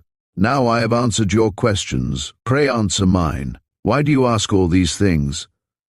"It is a strange story, and one which you will scarcely believe. Let me hear it." Thus adjured, I told him the story of my adventure at the inn, but suppressed all mention of the belief I then entertained that the brothers had changed names. He listened attentively, and eyed me with some concern. At the conclusion of the narrative he considered for a few moments before making any reply. "I hardly know what to say," he said at length. "Your story is very circumstantial, yet you must have been deceived by the chance resemblance. I swear that the man I met at the Fen Inn was your brother Francis. How can that be when Francis was at Bellin Hall and Olivia said he had not been out of the house? Besides, you say the man whom you believe to be Francis was murdered, yet you left Francis alive and well at Marshminster. I thought Francis was you." "Ah, deceived by our resemblance, no doubt." Yes, I think so, I replied, not wishing to tell him of my suspicions. Well, you see, you made a mistake. Francis is at Marshminster, and I am here, I suppose, he added jokingly. You are quite convinced that I am Felix? I was quite convinced the other man was Francis. Great heavens, man, you surely don't doubt that I am Felix Briarfield, he cried irritably, rising to his feet. I can't. Perhaps you thought it was I whom you met at the inn? No, because the man I met at the inn is dead. Besides, he had a wound on his right hand, and you have not. It's a queer business altogether, said Briarfield, walking to and fro. I cannot but agree with your idea of hallucination. I tell you it is too real for hallucination. Then how can you explain it? He demanded sharply, pausing before me. I can't explain it, I replied helplessly. If you had discovered the corpse when you returned to the inn, there might be some chance of solving the mystery, but you admit there was no corpse there, not the vestige of one. Then that proves the thing to be hallucination, he said triumphantly. If the man was murdered, who would take the trouble to remove the corpse? Strent might have done so to conceal the evidence of his crime. He fled the previous night by your own acknowledgement. The whole thing is ridiculous. If I were you, Denham, I would see a doctor. That brain of yours is in a dangerous state. In spite of all you say, I am certain it was Francis I met at the inn. How can that be when he whom you met is dead and Francis is alive? It could not be Francis, and, as I have not been out of Paris, it could not have been me. Then who was it? Some stranger, no doubt, in whom you saw a facial resemblance to us. Impossible. So I think, said Briarfield significantly. For my part, I think you are subject to delusions. Do not pursue this case, my friend, or you may find yourself in a lunatic asylum. Will you come over to Marshminster and help me to solve the mystery? Certainly not, Denham. My plans are all made for Italy, and I go there tomorrow. I certainly don't intend to put them off for such a wild-goose chase as you wish me to indulge in. I took up my hat and prepared to go. The matter was beyond my comprehension. There is nothing for me but to return to England. Do, said Briarfield in a pitying tone, and give up following this will-o'-the-wisp. It seems hopeless enough. Well, so far as I can see, it seems madness. Nothing more nor less. My brother Francis is at Marshminster. You see me here, so it is absolutely impossible you could have met either of us at that inn. The more so as the man you met is dead, and we are both alive. Yes, facts are too strong for me, I said, holding out my hand. Goodbye, Briarfield. Many thanks for your kindness, but oh man, I added with a burst of bitterness, what does it all mean? It's hallucination, said Briarfield. Place yourself at once in the hands of a doctor. Chapter: Links in the Chain of Evidence. After that interview with Felix, I returned forthwith to London. I had accomplished the object of my journey, and did not care about staying longer in Paris. My mind was much perturbed, as I was quite unable to come to any conclusion respecting the episode at the Fen Inn. Beyond all doubt I had proved that Francis was at Marshminster, Felix in Paris. Who then was the man whom I had met at the inn? It was impossible that I could be mistaken in the identity of my college friend, yet in the face of such evidence as I had gathered, it was ridiculous to cling to my first impressions. There could not be three brothers exactly alike in personal appearance, and yet I had beheld three men, at the Fen Inn, at Marshminster, and in Paris, who resembled each other in every respect. The more I pondered over the mystery, the deeper did it become, and the more confused grew my brain. I began to think that I was the victim of some hallucination, as I could explain the matter in no other way. With this idea, which was the only feasible one left to me, I took the advice of Felix and on my return to town went to see Dr. Merrick. He, a specialist on diseases of the brain, listened to my story with great attention and questioned me closely on all points. "There is some trickery about this, Mr. Denham," he said after consideration. "You do not, then, think my meeting with Francis Briarfield was an hallucination?" I asked eagerly. "There is no hallucination about you, sir," was the comforting response. "You seem to me as sane and matter-of-fact a person as I have ever met." "Then," If it is not hallucination, how do you account for my having met 3 men all exactly alike, when I know there are only 2 with that special appearance in existence? I think it is trickery, repeated Merrick, nursing his chin. This is more a case for a detective than for a doctor. Were I you, Mr. Denham, I would employ a good detective and probe the mystery thoroughly. The matter seems miraculous to you now, but I feel sure when you learn the solution you will be astonished at its simplicity. If I am sane, as you say, and as I believe myself to be, I will thrash out the matter myself. Better get a trained man, Mr. Denham. From what you have told me, I see you have to deal with a criminal of no ordinary intelligence. It is an extraordinary case, mused the doctor, and I do not wonder at the fascination it seems to exercise over you. Were I in your place? Were you in my place? Seeing he hesitated, "Here am I setting up for a lawyer," said Merrick quaintly. "To tell you the honest truth, Mr. Denham, you have inoculated me with detective fever. I should like to solve this problem myself. Criminal investigation has always been rather a hobby of mine. In my business I meet with some queer experiences. There are more insane people in the world than you think. Tell me your ideas, Doctor, and I'll carry them out and report progress." "Good. I'll be the sleeping partner," he said in an amused tone. "But I warn you, Mr. Denham, that from what I see of this case it will be one of great difficulty and may take months to work out. I don't mind that. It is nothing to an idle man like myself, but I am afraid, Dr. Merrick, I take up your valuable time." "Oh, I can spare a few minutes," said the doctor quickly. "I work hard enough, so it is permitted to even a professional man to indulge occasionally in some amusement. This case is so to me. Well, and your idea? In the first place, I am inclined to agree with your ideas of Felix passing himself off as Francis. I have abandoned that idea," said I dolefully. "I saw Felix in Paris." "Wait a moment," replied Merrick. "We'll come to that later on. Furthermore, I believe it was Felix you met at Marshminster, Felix, who called himself Francis and posed as the lover of Miss Bellin." "But I saw him in Paris," said I, again clinging to that undeniable fact. "I know you did, but the pretended Francis of Marshminster and the real Felix of Paris are one and the same person." "You mean that he followed me over?" I cried, suddenly enlightened. "Precisely, and suborned the manager of the Hôtel des Étrangers. But why should he do that?" "Can't you see?" said Merrick impatiently. "Felix wants to put a stop to your following up this case. From your story it is quite probable that he killed his brother through strength. The whole circumstances of that lone inn are very suspicious. Your unforeseen arrival that night complicated matters. You saw how unwilling they were to admit you. Had you not arrived, Francis would have vanished from the world, and none would have been a bit the wiser. But when you came to Bellin Hall, Felix saw a new source of danger, not only to his character, but to his life. He asked for a night's grace.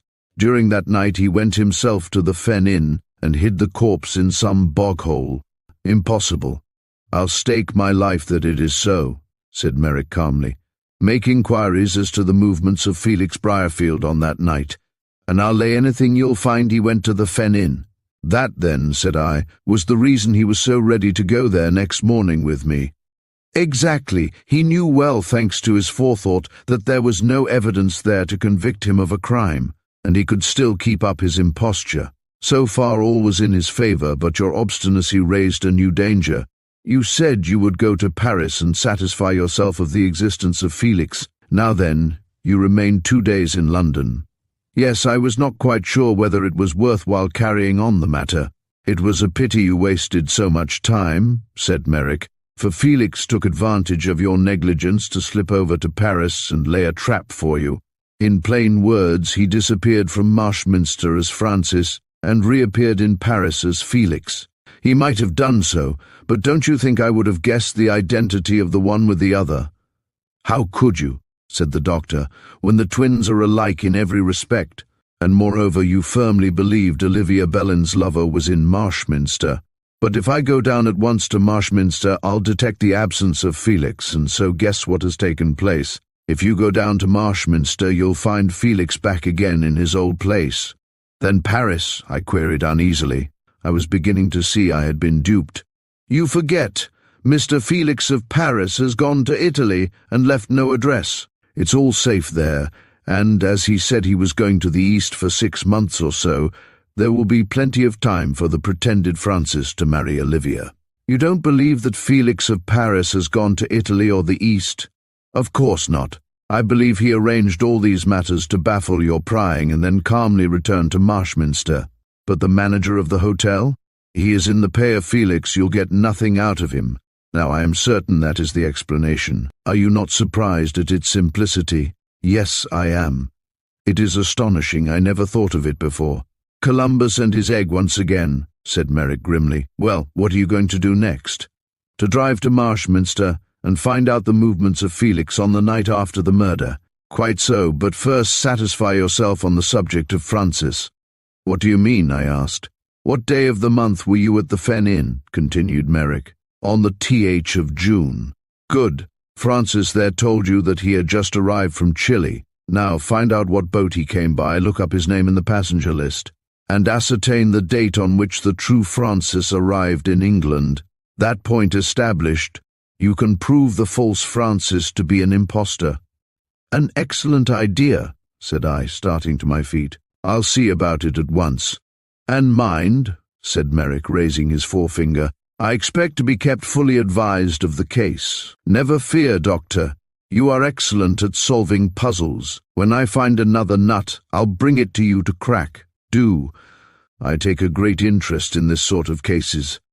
I ought to have been a lawyer instead of a doctor. I'm thankful for my own sake you are the latter, said I, shaking his hand. Goodbye, Doctor. I am greatly obliged for the kind interest you have taken in this case. Pure selfishness, I assure you, replied Merrick, and so I took my leave. Before searching the shipping lists, I sent 2 telegrams, one to the manager of the Hotel des Étrangers, asking if Mr. Felix Briarfield was still there, the other to my Aunt Jane, inquiring whether Mr. Francis Briarfield was in Marshminster. This business having been dispatched, I took a hansom to the city and saw a merchant of my acquaintance. He was an old friend and willing to oblige me in every way.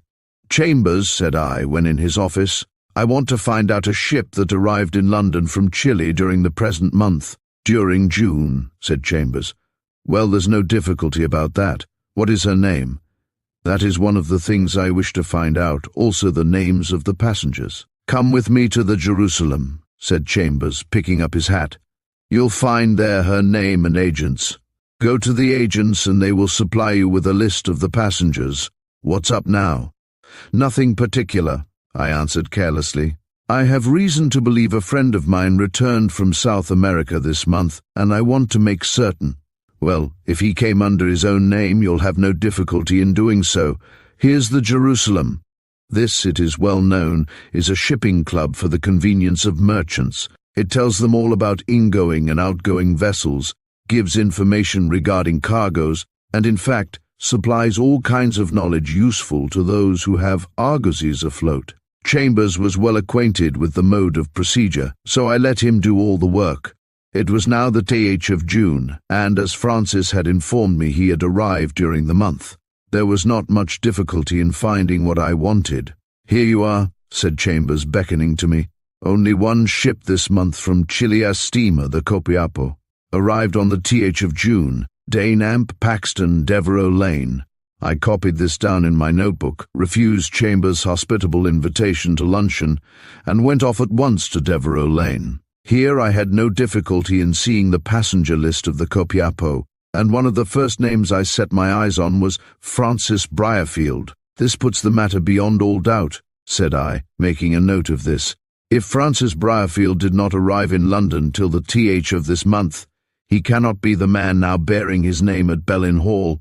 I was now perfectly satisfied that Merrick's idea was correct. In order to confuse and throw me off the scent, Felix had followed me to Paris and appeared in propria persona. But for the doctor's suggestion of the shipping list, I should not have been able to prove this. But now I held incontrovertible evidence in my hands to prove that Felix was trading on the marvellous resemblance between his brother and himself. Francis had arrived in England on the th of June. He had met me at the Fen Inn on the th, and had there been foully done to death by his brother through a third party. but I was now on the trail and hoped to run to earth both the unnatural brother and his vile tool. I felt like the hero of some wild romance. On returning to my rooms in Duke Street, I wrote off at once to Merrick, telling him of my success in proving the identity of Francis with the man who had been slain at the Lone Inn. It now remained for me to go down to Marshminster and there make inquiries as to the movements of Felix on the night in question. I felt confident that I could pursue such a search without hindrance, as he would be quite satisfied that I would now rest after the Paris episode. No man in his senses would search for a dead man when that man had been conclusively proved to be alive. So Felix doubtless thought, and rejoiced in his cleverness in thus putting an end to my inquiries. But mark how ironical is fate. Felix advised me to consult a doctor about my hallucination, as he chose to call it. I took that advice and saw Merrick. Merrick had nullified all his plans by solving the riddle with which Felix was trying to baffle me. It was hard on Felix to thus be the means of pointing the way to his own destruction, but then fate is so ironical. That afternoon I received answers to my telegrams. The first, from Paris, stated that Mr. Felix Briarfield had started for Italy. The second, from Marshminster, informed me that Francis Briarfield was staying at Bell Inn Hall. No, said I, on reading these telegrams. Felix Briarfield did not leave Paris for Italy, but for Marshminster, and Francis Briarfield, poor soul, is not at Bell Inn Hall, but lying in the Essex marshes. That night at 5 o'clock I left for Marshminster. Chapter 8. A Clue to the Mystery. The drama of the prodigal son was enacted over again when I returned to Marshminster. My aunts had greatly resented my sudden departure to Paris, and announced that this time intended to keep me them for some weeks. I had no objection to this arrangement, as I anticipated a long and laborious task in ferreting out evidence against Felix. The first thing to be done was to learn all that had taken place in my absence, and the information was ably supplied by Aunt Jane, seconded by her sister. I inquired about Briarfield and his fiancée. "Bell Inn Hall is to be shut up next week," said Aunt Jane. "The Bellins are going to town, and with them Mr. Briarfield. I wonder they stayed here so long when the season was on in London," said Aunt Sophia. "But it was all that foolish Mrs. Bellin. She chose to consider herself ill, and so insisted upon remaining here. Now she can't resist the attractions of town life any longer, and goes next week. She has to arrange about the wedding, Sophia. You know it takes place in July. I wonder if Mr. Felix Briarfield will be back in time to be best man. That I can safely say is impossible," said I dryly. "But why?" exclaimed both the old ladies, scenting news. "Well, he has gone to Italy, and from there goes to the east," I answered, unwilling to tell the truth. "I don't see how he can return in time for the wedding if it takes place in July." My female relatives looked significantly at one another. "What did I tell you, Sophia?" said Aunt Jane in a tone of subdued triumph. "Yes, sister, you were right," sighed Sophia, shaking her head. "A poor young man. I thought myself he loved Olivia." "Who loved Olivia?" I asked sharply. "Felix Briarfield," said Aunt Jane. "When his brother went to America he was always with her, and no doubt loved her dearly. I can scarcely wonder at that, as she is so beautiful a girl. But he behaved very well, and when Francis came back, went to the continent. He was unable to bear the sight of his brother's happiness," said Aunt Sophia sentimentally. Poor young man. I have no doubt his heart is broken. He actually left Marshminster before his brother arrived from America, so as to spare himself the painful sight of their happiness. I saw by this conversation that my surmise was correct.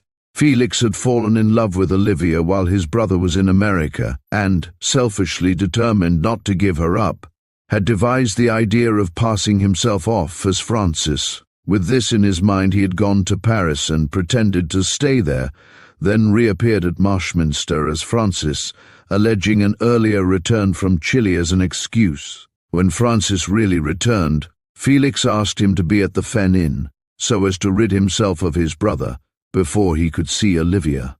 Whether he intended to kill Francis, or to merely explain matters, I could not tell, but at all events Francis had been murdered, and I firmly believed that Felix was morally guilty of the crime. The suppression of the letters, the substitution of himself as Francis, and the dexterous manner in which he had rid himself of the corpse, according to Merrick's theory, all showed me that I had a dangerous and reckless man to deal with. But after the clever way in which he had baffled me in Paris by resuming his name, I was prepared for any villainy at his hands. He had committed himself so far that he could not draw back, and was compelled to follow crime by crime in order to bolster up his position.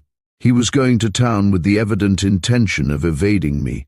Doubtless he thought that, deceived by the episode at the Hôtel des Étrangers, I had quite abandoned all idea of meddling in the affair. But for Merrick I should certainly have done so. Now that Merrick saw the matter in the same light as I did, I was determined to go on, but resolved to give no hint of this to Felix. When he left Marshminster, I could pursue my inquiries at leisure. Already I had been too rash in revealing my intentions, for had I not mentioned my journey to Paris, Felix would not have been put on his guard and baffled me so adroitly. I had at least gained one important piece of information which in itself was sufficient to break off the match. The passenger list of the Copiapo proved conclusively that Francis had not reached England before the th of June, and this shown to Olivia would show that Felix was passing himself off as her lover. With such proof I could stop the marriage immediately, but preferred to wait until I gained further evidence implicating him in the murder of his brother. I believed Merrick's theory to be true, and quite expected to find that Felix had ridden out to the Fen Inn for the purpose of hiding his brother's body in one of the bog holes. "By the way," I asked Aunt Jane as we parted for the night, "how does Miss Bellin look? Like a happy bride, eh?"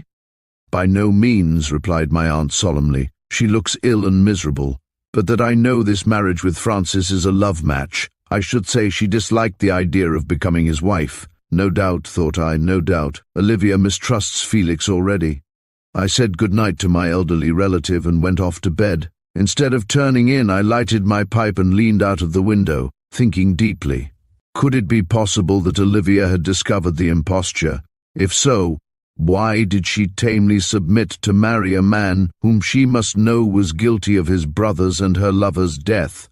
Moreover, if she were assured of this, she must also have condoned the deception at the Hôtel des Étrangers. Her conduct seemed strange, yet I could not bring myself to believe that she knew the truth.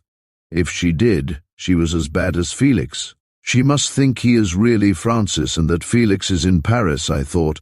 Surely she would not willingly go to the altar with a man whom she knows to be a villain. No, he has thrown dust in her eyes and made her believe what he pleases.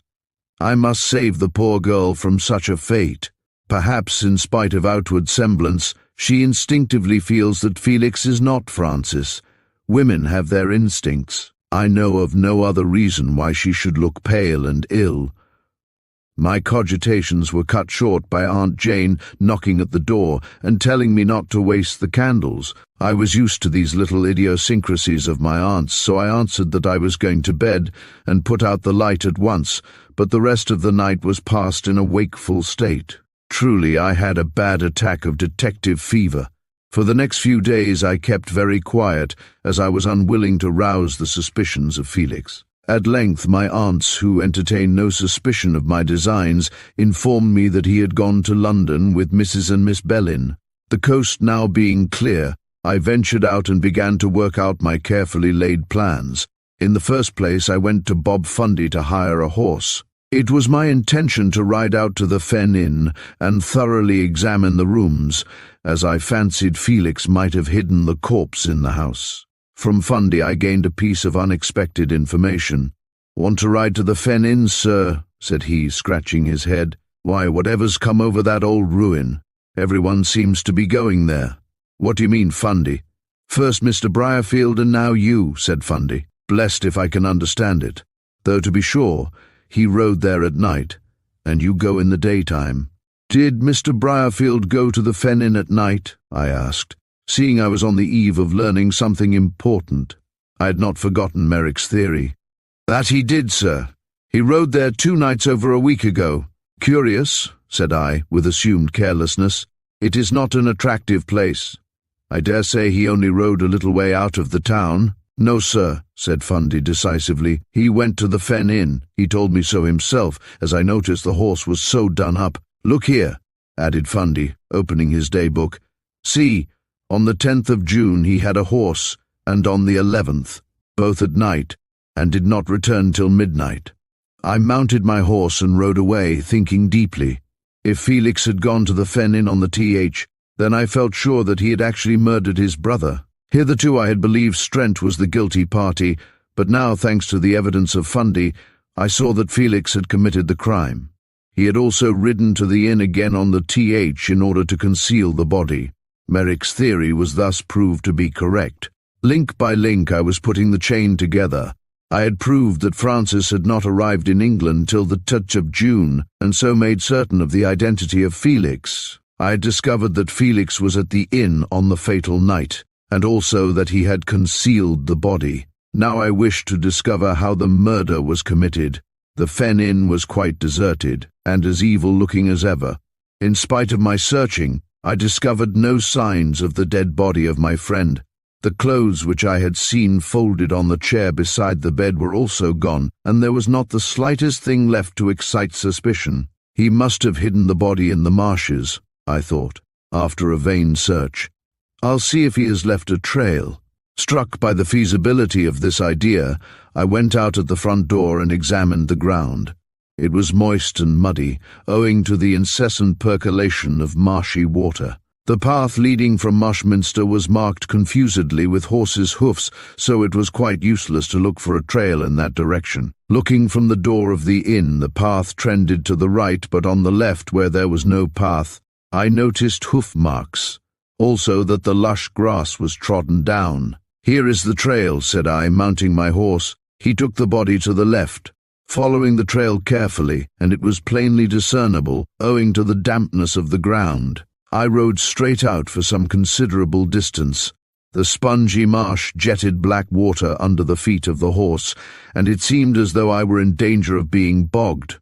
Nevertheless, as the trail still continued in front of me, I followed it. Where Felix could go, I could follow. He had evidently placed the body of his brother across his saddle and ridden with it in this direction. I wondered at the nerve of the scoundrel. Unexpectedly, the trail turned off at right angles and led toward a broad pond of water, slimy and sullen in appearance. On the verge of this, the track ceased, and then I knew that I saw before me the tomb of Francis Briarfield. Into those black waters, the murderer had hurled his victim, and doubtless if the pool were dragged, the body would be found. This I determined to do before taking further steps in the matter. "Then, Mr. Felix Briarfield," said I, riding back to the inn, "then we will see how much your astuteness will avail you." It was late in the afternoon when I got back to the inn, and the cold vapours of the marsh made me shiver. As I am subject to rheumatism, I was afraid of future sufferings, so, having some brandy in my flask, I determined to light a fire for the purpose of heating water and comforting myself with a hot drink. There was plenty of fuel about, and I had matches in my pocket.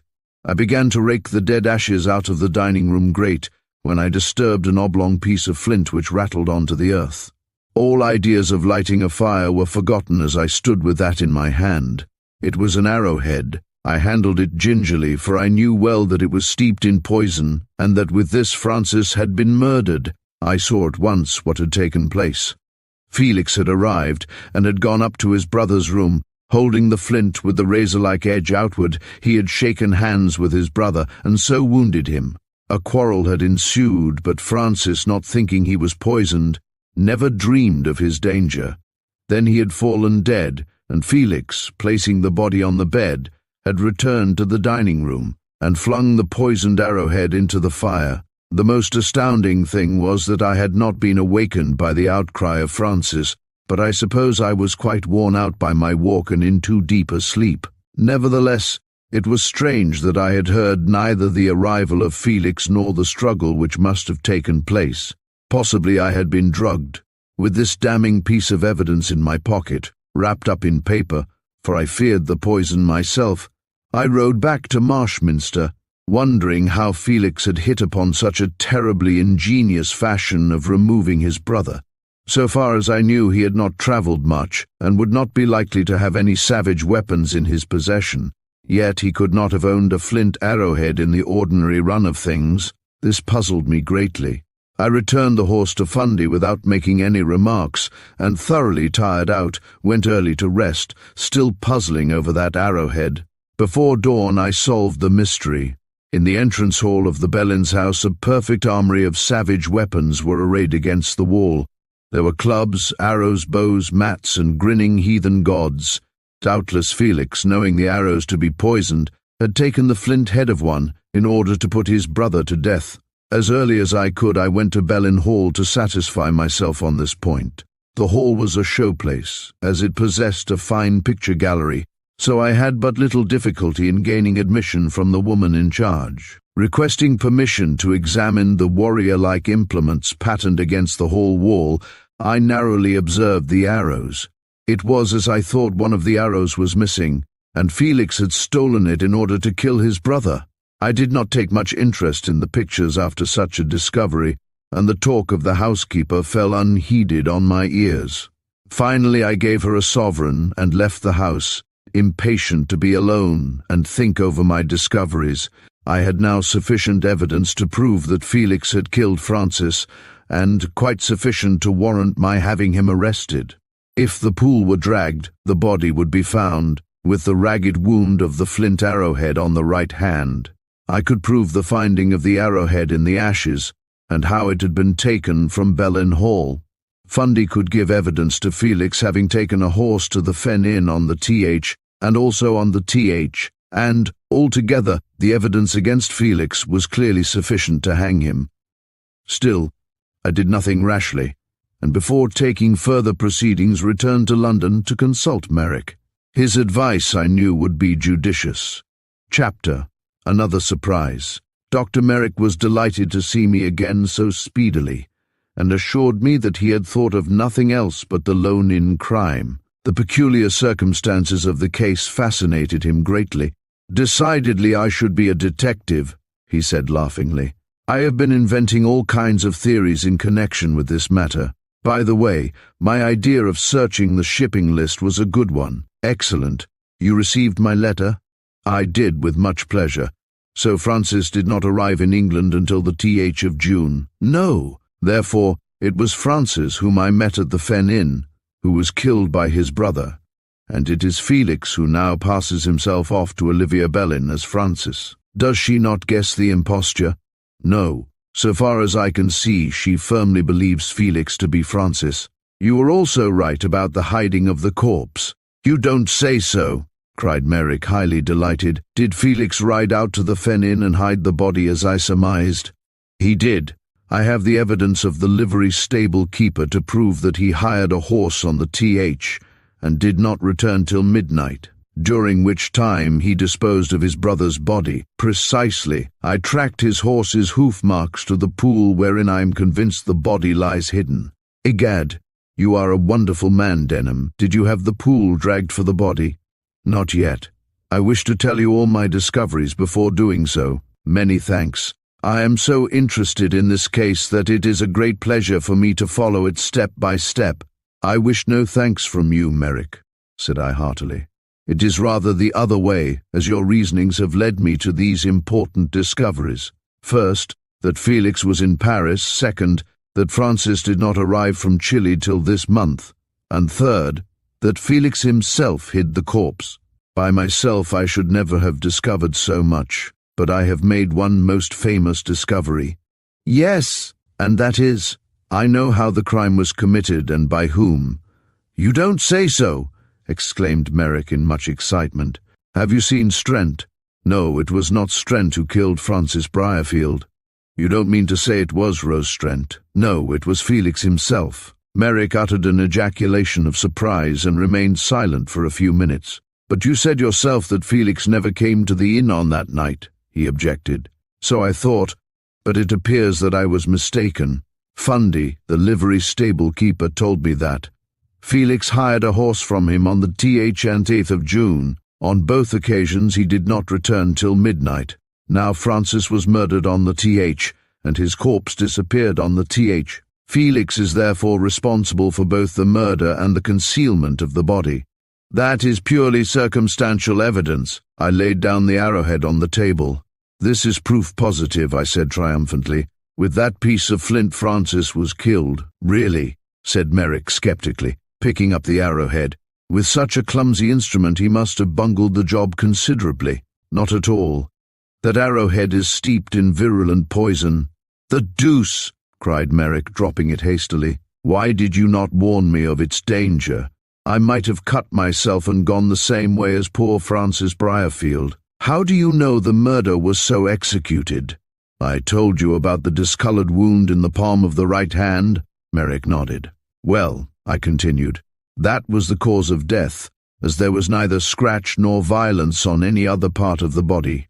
I picked up that arrowhead in the fireplace of the dining room of the Fen Inn, where it had doubtless been thrown by Felix after the committal of the crime. Where did he get the arrowhead?" "That is just what puzzled me for a long time. Fortunately, I remembered that the entrance to Bellin Hall was decked with a perfect armory of savage weapons. I made an excuse of looking at the picture gallery and so gained admission to the hall." "Did you find anything likely to confirm your suspicions?" "Yes, I found that an arrow had been removed from the wall." "How could you tell that?" "Because the weapons were arranged in patterns, and one of the patterns was incomplete. Moreover, on comparing that arrowhead with those on the wall, I found it was precisely similar in appearance." "Humph," said Merrick thoughtfully. "There is only one deduction to be taken from all this. Felix stole the arrowhead and, knowing it to be poisoned, rode off to the Fen Inn to kill his brother. He's a clever scoundrel." "Very clever indeed," I answered dryly. "But for you, Merrick, he would have baffled me altogether." "I think you have him this time," said Merrick, laughing. "Now what do you intend to do next?"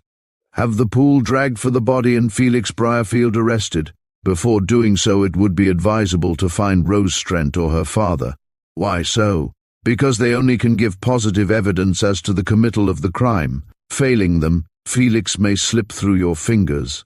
They won't show up or give evidence for their own sake. In that case, they must be found and forced into confession," said the doctor quickly. "And what about Felix and Miss Bellin?" "They are now in town, Mrs., and Miss Bellin in Swansea Square, and Felix at his chambers in Jermyn Street."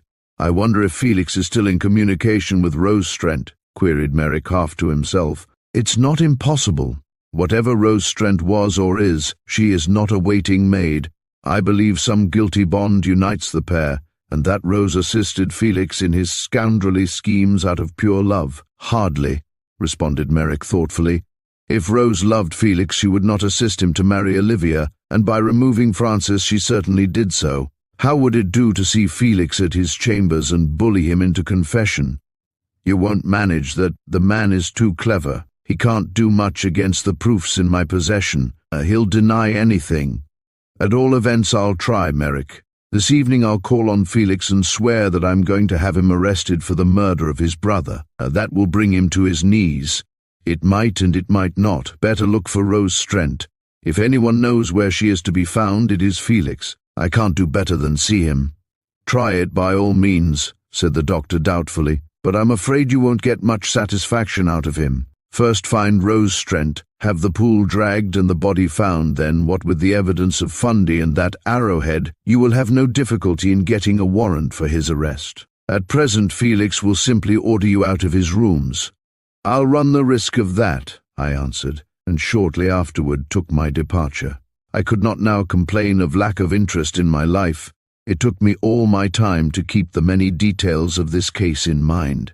There was no doubt that I had already solved the mystery, and that Felix was guilty of his brother's death. Yet, as Merrick said, it would be necessary to find the body and thus establish conclusive proof of the crime before the murderer could be convicted. When this was done, the evidence in hand would be sufficient to ensure his condemnation. For my part, I believed that he would be driven into a corner and forced to confess his complicity in the crime. Firmly convinced of this man's guilt, I was determined he should not marry Olivia. The crime had been committed for her sake, and seeing that he had behaved in so cowardly a fashion, it was a fit retribution that he should not achieve his purpose. It was no use my warning Olivia as to the true character of Felix, as she firmly believed him to be Francis, and would decline to believe my story. Under these circumstances, I judged it advisable to see Felix at his chambers and warn him that I knew all. Terrified by the predicament in which he found himself, he might leave England, and thus Olivia would be saved from lifelong misery. His punishment for the crime would occur later on as, notwithstanding his flight, he could be arrested on the continent while extradition treaties were in force. After dinner I therefore went to call on Felix. His rooms were in Jermyn Street, and as mine were just round the corner in Duke Street, I had not far to go. My visit was paid on the chance of finding him in, as I did not wish to put him on his guard by notifying my wish for an interview. As the twins, in spite of constant disagreement, occupied the same rooms, I could not but wonder at the nerve of Felix in coming back to the apartments where every familiar object would remind him of his fratricidal act. It was just 8 o'clock when I reached the door of the chambers. At the foot of the stairs I found the caretaker ensconced in a glass box like an insect. To him I addressed myself. He was an old friend of mine, and rather an oddity in his way. "Is Mr. Briarfield within?" "Mr. Francis Briarfield is in his rooms," said the caretaker, "but Mr. Felix is in Paris." Of course I guessed that this would be the answer, and secretly admired the dexterity with which Felix had carried out his plans. Doubtless in the end, when his brother did not return, or rather when his pretended self did not reappear, he would account for it by an accident in the eastern deserts. However, my business was with Felix, alias Francis, so I made no comment on the caretaker's remark. "Pray take up my card to Mr. Briarfield," I said. "I want to see him at once." "I can't take it up now, sir," said the caretaker civilly. "Mr. Briarfield is engaged and gave particular orders that he was not to be disturbed." "Ah, but doubtless he is engaged with a friend of mine," I hinted ambiguously. "Is the lady a friend of yours, sir?" "A lady." My thoughts at once reverted to Rose Strent, but then the chances were that it might be Olivia. "Yes, Miss Bellin." "That's the young lady, sir, to whom Mr. Briarfield is engaged?" asked the caretaker, who was a confirmed gossip. "Yes." "It is not her, sir. I know her well by sight, as she has been here with Mrs. Bellin. It's another lady." My surmise was right, and I felt confident that while I stood there, Felix was having an interview with his accomplice. I could not disturb them, yet wished to assure myself of the identity of Rose Strent. When I found out all about her, there might be a possibility of solving the mystery. "Well, no matter," I answered carelessly, stuffing the card back into my case. "I'll see Mr. Briarfield another time. Will you leave your name, sir?" "No, it doesn't matter. I'll call about 9 on the chance of finding him in." Having thus baffled the inquiries of the caretaker, I strolled into the street, and taking up my station at the corner, kept my eyes on the door. If Rose Strent was with Felix, she must certainly come out in a short time. Then I intended to follow her up and speak to her if I got a chance. Failing Briarfield, I might possibly extort a confession from the weaker vessel. In about a quarter of an hour the woman came out. She wore no veil, and as it was still fairly light, I had no difficulty in seeing her face. She passed hurriedly by me in the direction of the Haymarket without observing me, and I recognized her at a glance. It was, as I thought, Rose Strent, and none other. In place of the waiting maid's linen dress, she was arrayed in a smart tailor-made costume, and looked very fashionable indeed. Her face wore a triumphant expression, as though she had been successful with Felix. I guess the interview had been for the purpose of extorting blackmail. With her knowledge of his secret, Felix was certainly at her mercy. Following her up at some little distance, she went down the Haymarket and turned into one of the side streets, turned off there into a dirty little alley, and finally disappeared into a swing door over which was a lamp inscribed with some letters. I looked up and saw written thereon, "Stage door." "An actress," said I, and went round to the front of the theatre to inspect the playbill. It was the Frivolity Theatre, and they were playing the burlesque of As You Don't Like It. Glancing down the list of characters, I saw that Orlando was played by Miss Rose Gernon. A leading lady, I thought, transfixed with astonishment.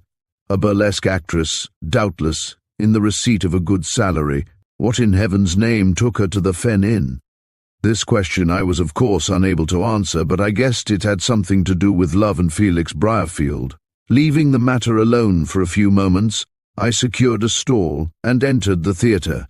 When Orlando came on, I was thoroughly satisfied. Rose Strent was Rose Gurnon, and I had seen her play the part of waiting maid at the Fen Inn on the th of June, that fatal night of the murder.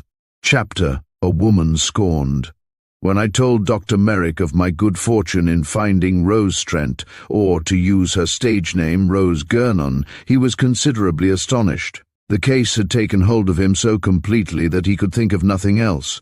He had a large practice and attended fairly well to his patients, but informed me that he did so in a mechanical fashion, more or less, as his brain was busy with the Fen Inn mystery. We were now wonderfully familiar, considering the short period of our acquaintance, but this was doubtless due to the interest we both took in the case. "Upon my word, Denham," said Merrick, rubbing his head irritably, "I wish you had not come near me with your hallucinations. Instead of attending to my business, I think of nothing but your mysteries. The sooner we unravel this riddle, the better will it be for me. You are an idle bachelor, so it does not matter much to you, but I am a busy medical man, and this infernal business worries me greatly. At this moment I ought to be attending to a patient, instead of which I am wasting my time with you. Shall I go away?" "No, confound you. I wish to see the end of this affair, or I'll get no peace of mind. It is too late to remedy the matter, so I must have my curiosity allayed by learning all the ins and outs of this enigma. Come, let us begin. You have found Rose Strent?" "Yes. She is a burlesque actress and plays at the Frivolity Theatre. Her name in the programme is set down as Rose Gurnon, but this is doubtless her stage name. Rose Strent is her real one." "I'm not so sure of that," said Merrick sharply. "If she went into that Fen Inn business with her eyes open, she doubtless took a false name, so as to baffle inquiry. Then what about the landlord, who called himself Edward Strent?" "Oh, we must find out all about him also. No doubt his name is false also. Did he look like her father?" "Well, I can't say that there was much likeness between them. He looked to me like a valet." "A valet," muttered Merrick reflectively. "Queer. I wonder if he really was a valet to Felix. In that case he would be with him now. It is not impossible. He has Felix in his power and can stay on just as he likes. It's my opinion he'll stay till he's pensioned off. Case of blackmail, I fancy. I think Rose Gurnon is blackmailing Felix also." "Quite so. What else can he expect?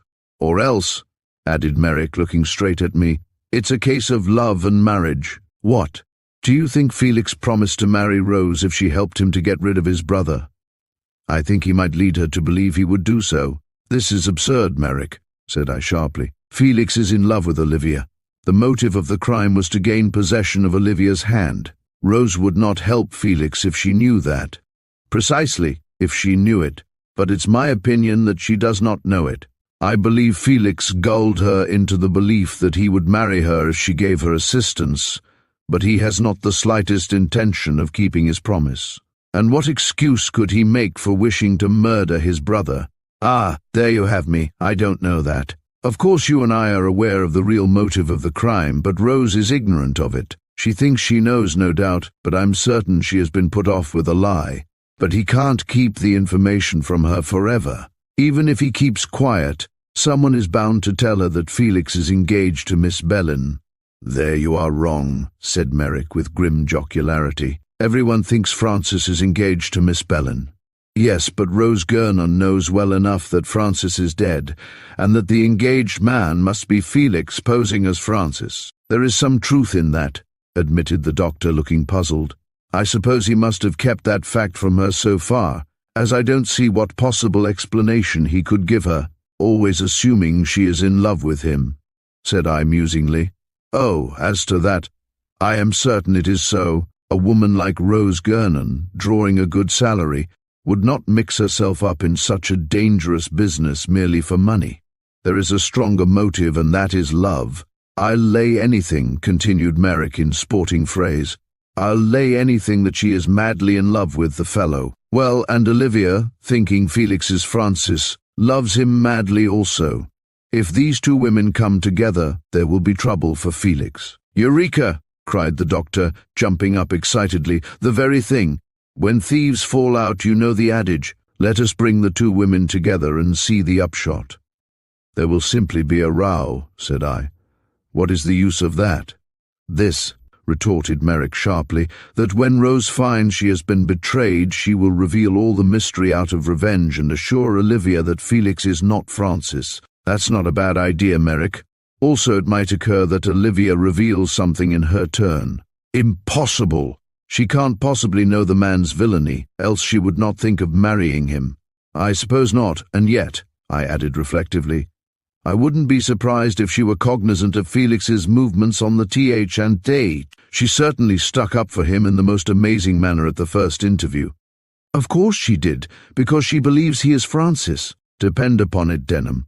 She knows nothing, and if we bring her and Rose together, there will be a revolution and a revelation. It's worth trying at all events, but how can it be managed? By working on the natural jealousy of the sex. Tell Olivia that Felix receives a woman in his rooms every evening.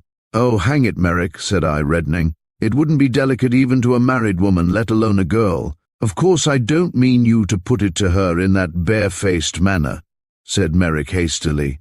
But handle the matter delicately. Wrap it up in sugar. I leave it to your own judgment. In any case, you must rouse the jealousy of Miss Olivia Bellin and induce her to come with you to the chambers of Felix when he is interviewing Rose. She wouldn't come without her mother. Then bring her mother along with you. This is a serious matter, and it doesn't do to be squeamish. Then do it yourself, said I angrily. I, said he, taken aback. No, I don't know, Miss Bellin. You are the proper person. Besides, it's better that she should know the truth, even at the cost of a shock to her delicacy, than be tied to a brute like Felix, as she certainly will be. Not if Rose can help it.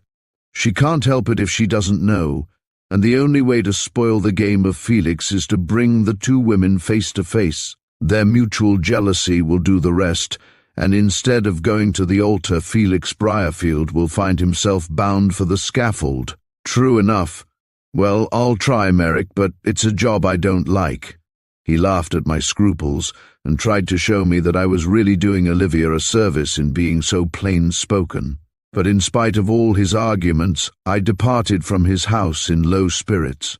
I did not relish the idea of interviewing Olivia on so delicate a subject, yet I saw it was imperative, and therefore made up my mind to carry through the business at whatever cost of personal inconvenience to myself. That is the worst of being an amateur detective. One's feelings are not under sufficient control. The next day I called at Swansea Square and sent up my card to Olivia. As it so happened, her mother had gone down to Hurlingham with Felix, and she remained at home on the plea of a headache. She sent down a message to the effect that she was unwell, and asked me to excuse her, but I scribbled a few lines on my card asking particularly to see her. This time the servant returned with the information that Miss Bellin would see me for a few minutes, and I was shown into the drawing-room. I felt nervous, but determined to go through with the matter, managed to screw up my courage.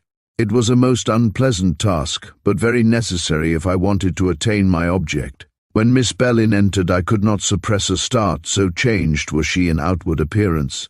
As I said before, she was a tall, well-developed and very beautiful woman. But now she had grown thin, and her face wore an anxious expression. I could not help thinking that she knew something about the tragedy at the Lone Inn, as I could conjecture no other reason for her ill health and manifest discomposure. She came forward with a nervous smile and greeted me in a low voice. "My mother and Mr. Briarfield have gone to Hurlingham," she said, sitting down on a lounge near which my chair was placed. "I am not sorry for that," I answered gravely, "as I wish to see you alone. What is the matter, Mr. Denham? Have you anything very terrible to tell me?" "I think it is terrible." "About Francis?" she demanded anxiously. "Yes, about Francis. Surely you are not going to begin again about that foolish matter you spoke of at Marshminster?" "No, it is not about that." Olivia passed her handkerchief across her lips and gave a sigh of relief. The expression of her face was so strange that I was more than ever convinced she suspected the truth. "I am glad you have given over that mad idea about Francis being Felix," she said at length. "I cannot conceive what made you take up so strange a belief. Felix is in Paris." "I know that, Miss Bellin. I saw him there." This I said in the hope of startling her, but she did not move a muscle of her face. Either she was keeping herself well in hand, or was cognizant of the fact that Felix had gone to Paris for the purpose of deceiving me. If so, she must have known he was not Francis, and also that my story of the Lone Inn tragedy was true. It was on my tongue to ask her if she was aware of the terrible truth, but on reflection I judged it best to let events evolve themselves. Fate could manage these things better than a mere mortal. "I knew you would see him there," she said coldly, "but I cannot conceive why you should desire to convince yourself that I spoke truly, because, Miss Bellin, I believe that the man who calls himself Francis is really Felix." "The same old story," she said impatiently. "You are mad. If you saw Felix in Paris, you must be convinced that you are making a mistake. Well, Miss Bellin, we will waive that point for the present. I will call the man to whom you are engaged Francis." "As he is," she interpolated imperiously. I let the remark pass and went on with my speech. "You will no doubt think me highly impertinent, but I wish to warn you against the so-called Francis Briarfield." "What do you mean, sir?" "Simply this. While at the Fen Inn, I was waited on by a woman who called herself Rose Strent. That woman is now in town acting at the Frivolity Theatre under the name of Rose Gurnon. And what have I to do with such a creature?" she asked in a trembling voice. "Nothing, but your lover has everything to do with her. Mr. Denham." We were both on our feet by this time, and she was looking at me with wrathful eyes. The crisis I so dreaded had come, but it was now too late to retreat, and there was no help for it but to go on. "Be angry with me if you like, Miss Bellin," I said, as soon as I was able, "but it is in your own interest I speak." "My own interest?" "Yes. This woman, Rose Gurnon, is in love with Francis No, she murmured, her face growing white. "You are making a mistake." "It is true," I said doggedly.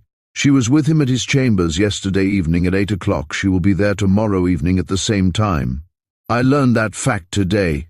"Did you come here to insult me, sir?" asked Olivia, in a voice tremulous with rage. "I came here to do you a service, but if you look upon it in the light of an insult, I may as well take my leave." "Stop, sir," she said, placing herself before me. "You shall not leave the room till I am convinced of the truth of your statement. Why should Francis meet Rose Gurnon?" "Why should Rose Gurnon play the part of a waiting maid at the Fen Inn?" I retorted. "How can I tell?" "To further the schemes of the man who is to marry you, Miss Bellin. She loves him and he loves her." "No, I tell you it is impossible. I trust him. I love him. He could not be such a mean villain. I can prove to you that what I say is true. Do so, and I will believe it." "If it is true," she muttered, clenching her fist, "if it is true, I shall bitterly punish him for the deception. Come with me tomorrow evening at 8 o'clock to Briarfield's rooms in Jermyn Street, and I'll engage you shall see them together." "If I thought so, but no," she said, breaking off impetuously. "I cannot come. How can I? "Ask Mrs. Bellin to come with you," I suggested. "I cannot do that." "Why not?" She looked at me strangely for a moment, then walked to the other end of the room. When she returned, her face was flushed with anger. "Why do you come here with these infamous tales, sir?" she cried excitedly. "I do not believe you. Put me to the proof. Come tomorrow evening and you shall see for yourself. You are the enemy of the man I love. I am the bitter enemy of the man who pretends to love you, because I believe he killed his brother.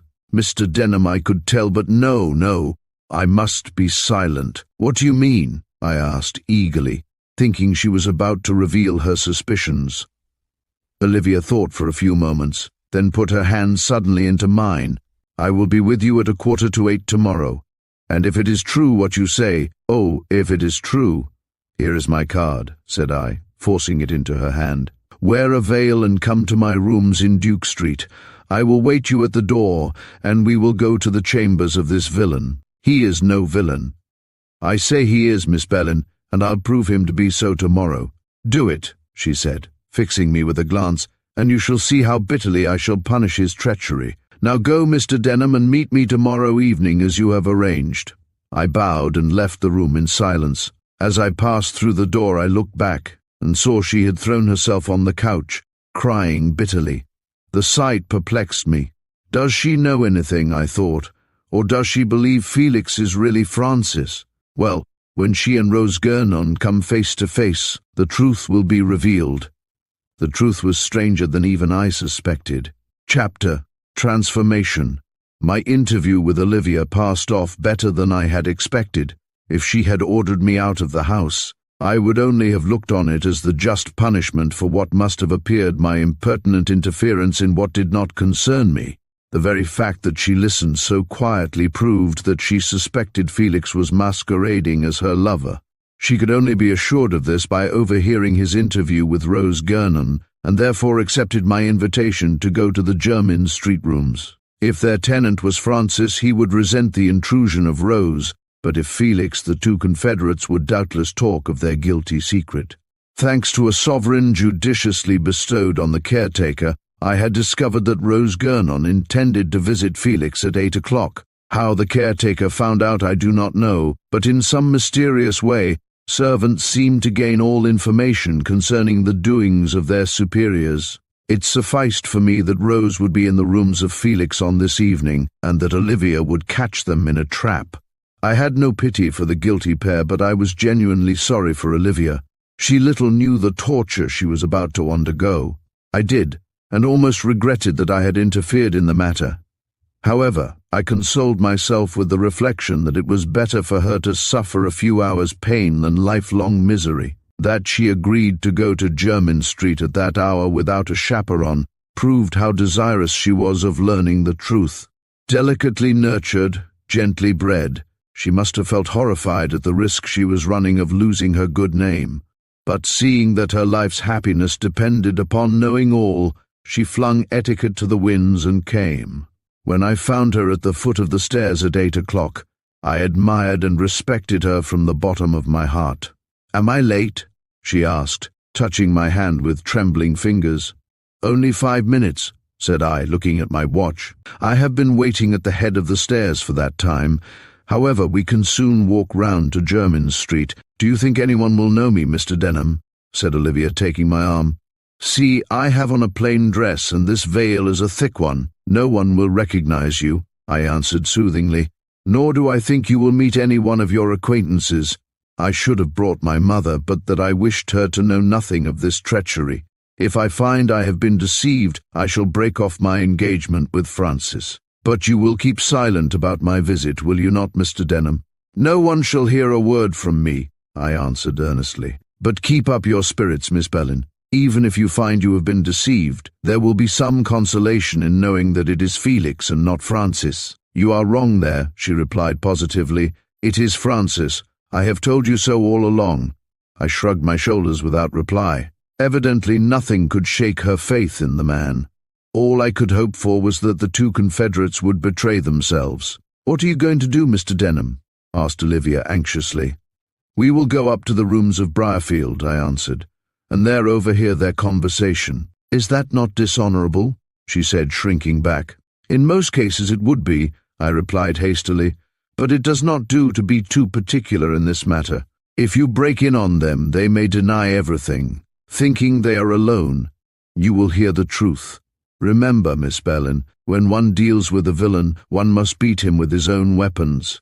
Depend upon it, it is most necessary that we should learn all. They can speak of nothing that I do not know." "Are you aware of the truth?" said I, somewhat startled by this remark. "I am aware of the truth," she repeated slowly, and before I could question her, she flitted up the stairs. There was no time for me to ponder over her words, as it was now past 8 o'clock, and Rose Gurnon might descend at any time. I therefore spoke a few hasty words to the caretaker, telling him I wished to see Mr. Briarfield, and followed her at once. In 2 minutes we were both standing before the door of Briarfield's room. "It is locked," said Olivia faintly. "Never mind," answered I, producing my latchkey. "This key of mine opens the door. I was, as you are aware, a great friend of Francis, and learned some time ago that my key fitted the lock of his rooms. I have not forgotten the circumstance, so it comes in useful now. See?"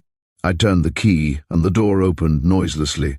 Motioning to Miss Bellin to precede me, I followed her quietly and closed the door behind us.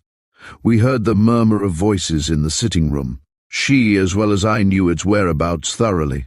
The door was slightly ajar, and in front of it stretched a tall screen with fretwork at the top. Stepping through the open door in a gingerly manner, we placed ourselves directly behind the screen so that we could both see and hear without danger of being observed. Thus far, our enterprise had succeeded in the most fortunate manner, and nothing remained for us to do but to listen to the important conversation now taking place. Felix, standing with his back against the mantelpiece, looked anxious and angry, while Rose Gernon, her hands on the table, faced him fiercely. Evidently the conversation was not progressing in a satisfactory manner to either. "No," she was saying rapidly, "I will accept no money for what I have done. You know the only reward I claim your love." "I cannot give it to you," said Felix doggedly. "You know that as well as I do." "Do I?" she cried passionately. "Do you dare to say that to me after all your vows and protestations? Why did you tell me you loved me, if it was but a lie?" "I did not tell you so." "Yes, you did, Felix, you did. I remember the hour, the day, when you swore that you would make me your wife." "Keep quiet," I muttered to Olivia, who made an involuntary movement. "I tell you, Rose, there is some mistake," said Felix angrily. "You mean-spirited hound." "I am a mean-spirited hound," he answered wearily. "No one knows that better than I do." "Some women," continued Rose, not heeding his interruption, "some women would have you killed. I am not a woman of that kind. I'll stay and marry you." "Impossible. I am to marry Miss Bellin." "You promised to give up Miss Bellin if I helped you to see your brother at the Fen Inn." "My God," muttered Olivia, trembling violently. "Hush," I whispered. "Now we shall hear the truth." "I have changed my mind," retorted Felix in answer to the last remark of Rose. "That may be, but I have not, Mr. Felix Briarfield. I fulfilled my promise and went down with strength to that lonely inn. Your brother came, and you know that he never left it again. I have fulfilled my promise. I now require you to fulfill yours and make me your wife." I cannot," he said in a faint voice, wiping his brow. "For heaven's sake, take this money I offer you and leave me. I have mixed myself up with crime for your sake, and you offer to put me off with money. It is useless. Your promise I have, and that promise I require you to keep, or else, I'll tell the truth to the police, and thus involve yourself in ruin with me." "I don't care," she said sullenly. "Anything would be better than the torture I am enduring at your hands." "And what will you tell the police?" asked Felix in an unnatural voice. "You know well enough. I shall tell them how you killed your brother." "It is false," he said passionately. "I neither saw nor laid a finger on my brother." "Indeed, then if you are innocent, who is guilty?" "I don't know. Did you not come to the Fen Inn on that fatal night when Francis came?" "Yes, but I never saw him." "You saw him and killed him." "It is a lie." It was neither Felix nor Rose who spoke, but Olivia, who, in spite of all I could do, broke in on the astonished pair. The man advanced toward her, but she waved him back. "I defend you, sir," she said proudly, "because I know that this woman speaks falsely, but I have also to demand an explanation from you." Felix paid no attention to the remark, but simply stared at her in a stupefied manner. "Olivia," he said in a low voice, "how did you come here?" "I brought her, Mr. Felix Briarfield," said I, stepping forward. "You, Denham? And for what reason?" I pointed to Rose Gernon, who stood quietly by with a malignant smile on her face. "There is the reason," I retorted meaningly, "and Miss Bellin." "Miss Bellin will speak for herself," said Olivia in a peremptory tone. "Miss Bellin speaks of what she does not understand," interposed Rose vehemently. "Because I deny that Francis killed Felix?" questioned Olivia. "No, because you deny Felix killed Francis." "What do you mean, Miss Gernon?" I asked rapidly. "I mean that this man whom Miss Bellin thinks is her lover, Francis, is Felix Briarfield, and Felix Briarfield," she continued, "is my lover." "No," said Felix hurriedly, "it is not true." I expected to see Olivia grow angry, but in place of this a bright smile irradiated her face as she looked at Felix. I could not conjecture the meaning of her action, and began to grow uneasy.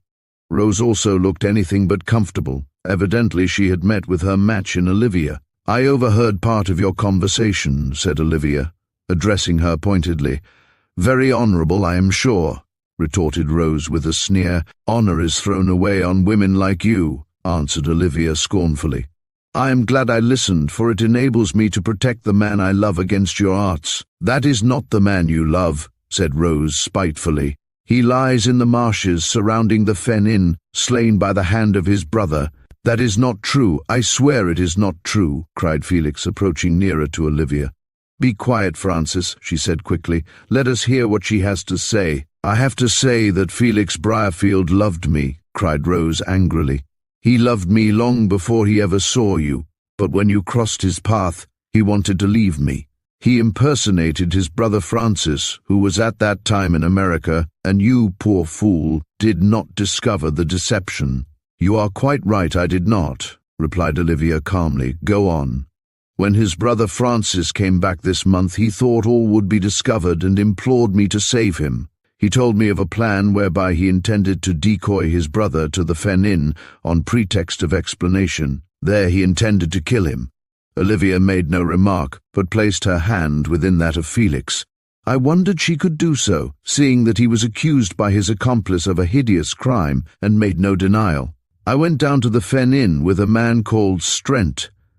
"That was not his real name," I interrupted. "How do you know that?" she said sharply. "Never mind, I know that it is so." "I decline to tell his real name," said Rose, darting a furious look at me. "I call him Strent, and by that name you knew him, and knew me at the Fen Inn." I certainly did not expect Rose Strent, waiting maid, to change to Rose Gurnon, actress. "You are too meddlesome, Mr. Denham," she said coolly, "and would do better to mind your own business. Scarcely when I have discovered so vile a crime." "It was he who committed it," said Rose malignantly, pointing to Felix. "He came to the inn and killed his brother." "It is a lie," cried Felix in despair. "I laid no hand on my brother. I did not even see him." "Wait one moment, Miss Gurnon, before you make this accusation," said Olivia. "You say that Felix is your lover?" "I do." "And you promised to assist him in removing Francis if he married you?" "I did." "For what reason, when the removal of Francis would enable Felix to marry me under his false name?" "He promised not to do so, and I thought if I helped him to kill Francis, I could force him to marry me." "You love him greatly." "I love him better than anyone else in the world." "I am sorry for that," said Olivia with a touch of pity, "because Felix is dead." "Felix dead," said Rose incredulously. "Then who is this man?" "This man is my lover, Francis Briarfield, who returned from Chile on the teat of June." Chapter: Back from the Grave. For the moment I felt but little surprise, as I thought Olivia was, but making the same mistake she had made formerly. Yet when I noted that she knew the true date of her lover's return, and remarked the strange expression on the face of Rose, I became instinctively convinced that she spoke the truth. It was Francis Briarfield who stood before me, and the dead man was Felix. How the change of personality had taken place I was unable to guess, but nevertheless felt that it was true. Rose Gurnon, with a look of disappointed rage, was the first to speak. She stamped her foot and laughed scornfully. "This is ridiculous," she said contemptuously. "It was Francis who died." "Francis did not die, as you well know," interrupted the young man. "Felix fell into his own trap, and for safety I assumed his name. I believe you were aware of this all along." "How can that be? And if I really did know you were Francis, why did you not say so?" "Because I did not wish to betray myself. For aught I know you slew my brother, and were quite capable of accusing me of his murder." Rose evaded this question, and tossing her head with a sneer, moved toward the door. Before she could reach it, I blocked her passage. "Not yet, Miss Gurnon," said I meaningly. "Though we have discovered Felix to be Francis, we do not know how the former met with his death. I cannot tell you." "I think you can," said Olivia quickly. "Seeing Felix, by your own confession, made all arrangements with you, and yet Felix is dead," scoffed Rose. "He fell into his own trap." "I don't know how he died," she said resolutely. "As regards that, I am as ignorant as you are, though I believe Francis killed him." "Ah, you then acknowledge me to be Francis?" "I acknowledge nothing. Let me pass, Mr. Denham. I have to attend to my business, not till you tell me where your so-called father, Strent, is to be found." "I don't know," she said sullenly. Yes, you do, persisted Olivia, and you shall not leave this room till you tell all. If I do not go to the theatre, I shall be ruined. That does not matter to us, said Francis mercilessly. The woman looked at our three faces, and seeing therein no hope of mercy, compromised the matter. Let me have a night to think over it, she entreated anxiously. No, said Francis and Olivia in one breath. You must tell all now. There is no time, she urged. I am late as it is, I must go. Let me speak, Briarfield, I interposed, seeing he was about to refuse again. We do not want to make a public scandal of this as yet. Francis consulted Olivia with a look and turned to me. You know more about this case than anyone else, he said quietly. Miss Bellin and myself are quite prepared to leave the matter in your hands. Very good.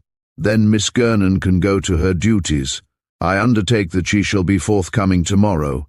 Oh, yes, Miss Gernon, I added ironically. I have made all my plans. Knowing you were mixed up in this case, I engaged a detective to look after you. A detective, she said with a terrified look. Yes, one of the smartest detectives of Scotland Yard. Permit me to escort you to the stage door of the theatre and introduce you to this gentleman. Perform your part tonight and go home. Tomorrow come to these rooms at noon and tell us all you know. I am not afraid of your escaping, as my detective will watch you till we see you again. Suppose I refuse, said Rose viciously. In that case I'll have you arrested at once as an accessory to the murder of Felix Briarfield. You are too strong for me, she said savagely. I accept your conditions. Tomorrow I'll come here at 12 o'clock. Can I go now? Certainly, provided you accept me as your escort. As you please, she replied disdainfully. As for you, Miss Bellin, she added, turning toward Olivia, I wish you joy of your bargain. That man is Francis Briarfield, sure enough. I knew it all along, and played on his fears for my own ends. He is a coward, and Felix was worth a dozen of him. For you, Mr. Briarfield, I have nothing but contempt. With this parting shaft she sailed out of the door, closely followed by me. The detective was waiting on the other side of the street and followed us closely. Rose glanced uneasily from side to side, but not one word would she speak, nor did I wish her to talk, having quite enough on my mind for the present. When we arrived at the stage door of the Frivolity Theatre, she halted on the step. In the light shed from the lamp above I could see her scornful face. What I have promised I shall do, Mr. Denham, she said spitefully. But tomorrow I can tell you nothing. With all your cleverness as a spy, you have discovered nothing but a mare's nest. When she entered the theatre, I turned round to the detective, whom I found at my elbow. You know what you have to do? I said imperatively. Yes, sir. I saw her face in the light. You can depend upon me, I shan't lose sight of her. She is to come to Mr. Briarfield's rooms tomorrow at noon. That's all right, sir. I'll see she is there. Good. Be very careful. She is a clever woman and would baffle the devil himself. She won't baffle me, said the detective confidently, and so departed on his mission. Having thus provided for the safe keeping of Rose Gernon, I returned to Briarfield's rooms and found him alone. Miss Bellin had taken her departure during my absence. Where is she? I asked, glancing round. Olivia has gone home, explained Francis. If she is back before 9, her mother will never hear of this escapade, so I put her in a cab and sent her off. All the better, said I, taking a seat. Now that we are alone, I wish to hear the story of your transformation from Francis to Felix. I told you I was Francis all along, he said reproachfully. Yes, in such a way that I thought you were Felix, I answered ironically. You might have trusted me, Briarfield. It would have been better for us all. I have no doubt it would, answered Francis gloomily, but I was afraid lest you should think I had killed Felix. I knew you were incapable of such a thing. Thank you, he said gratefully. Had I known you were so true a friend, I should have made you my confidant. As it was, when I remembered my wild threats of killing Felix, I dreaded lest, finding him dead, you might accuse me of his murder. Who killed him? I don't know. When I saw him, he was dead. And Strent and Rose? They had left the house. What time was this? About 6 in the morning. And I was not up till 10 o'clock. You had plenty of time to fly. But what put it into your head to place the dead body of Felix in your bed? It's a long story, and I hardly know if you will understand my motives. Yes, I do. You were afraid of being accused of the crime. It was foolish of you to mistrust me.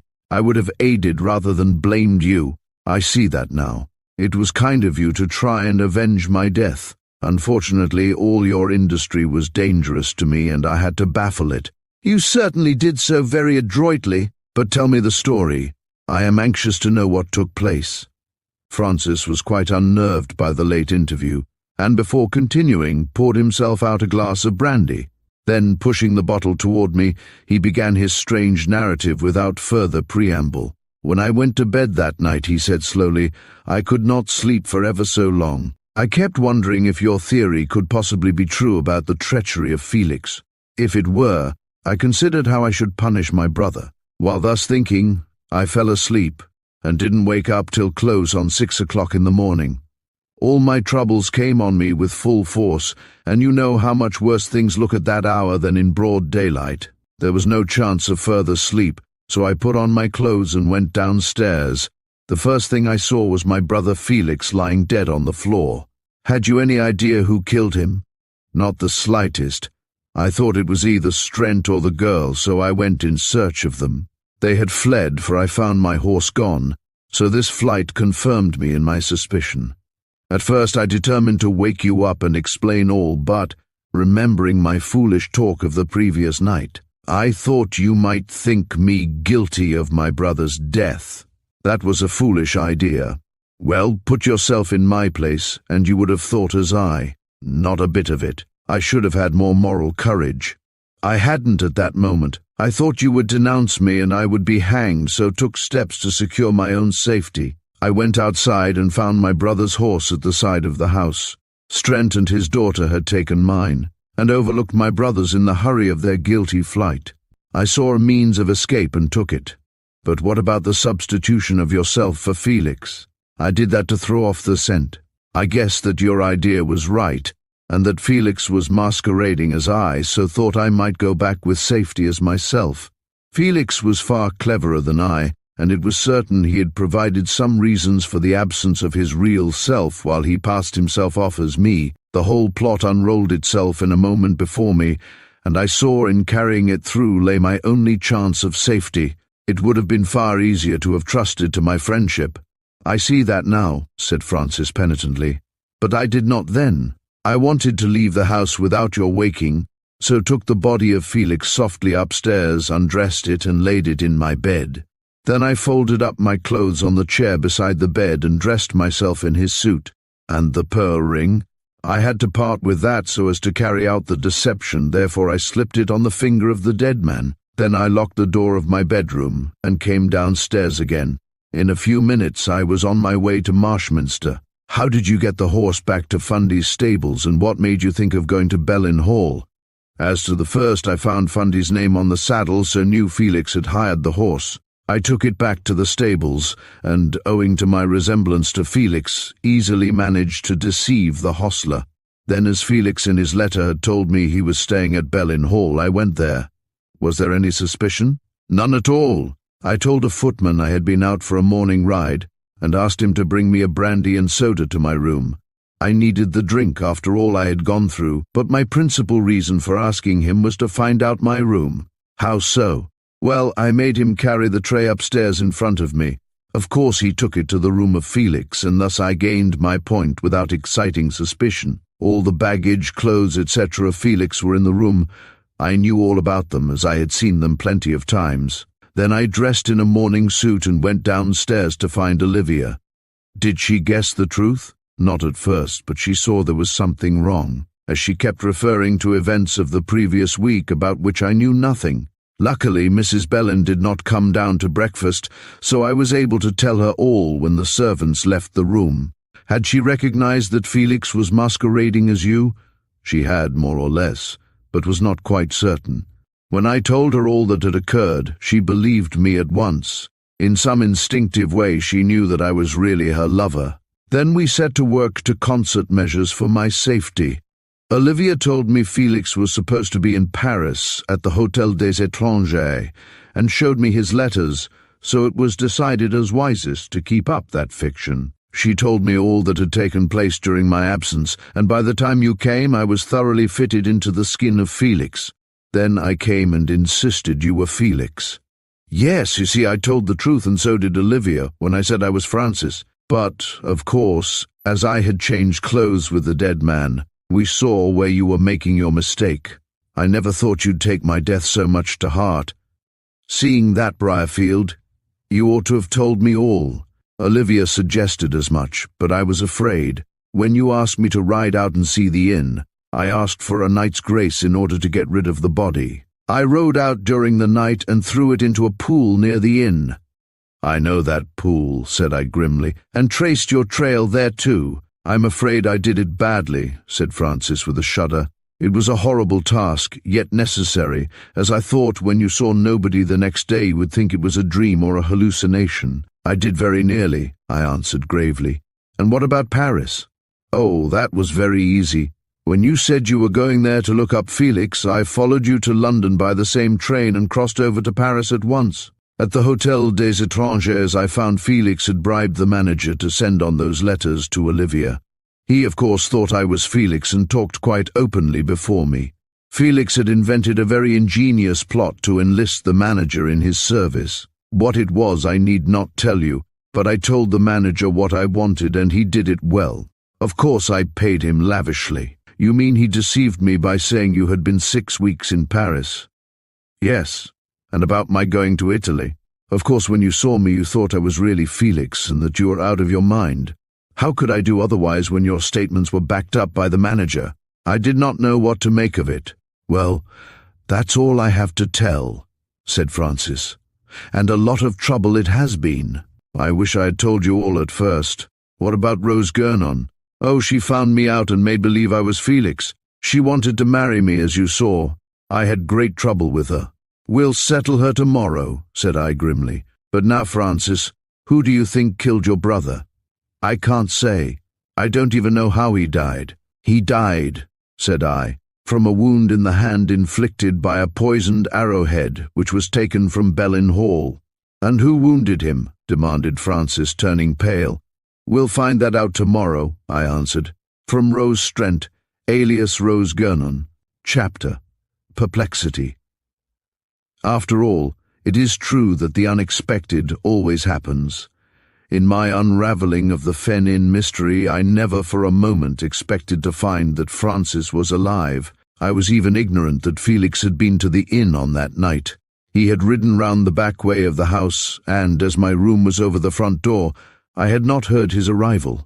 Under these circumstances it was easy for me to make the mistake, and think the dead man was Francis, particularly as I was misled by the marvellous resemblance between the brothers and, moreover, saw the pearl ring on the finger of the corpse.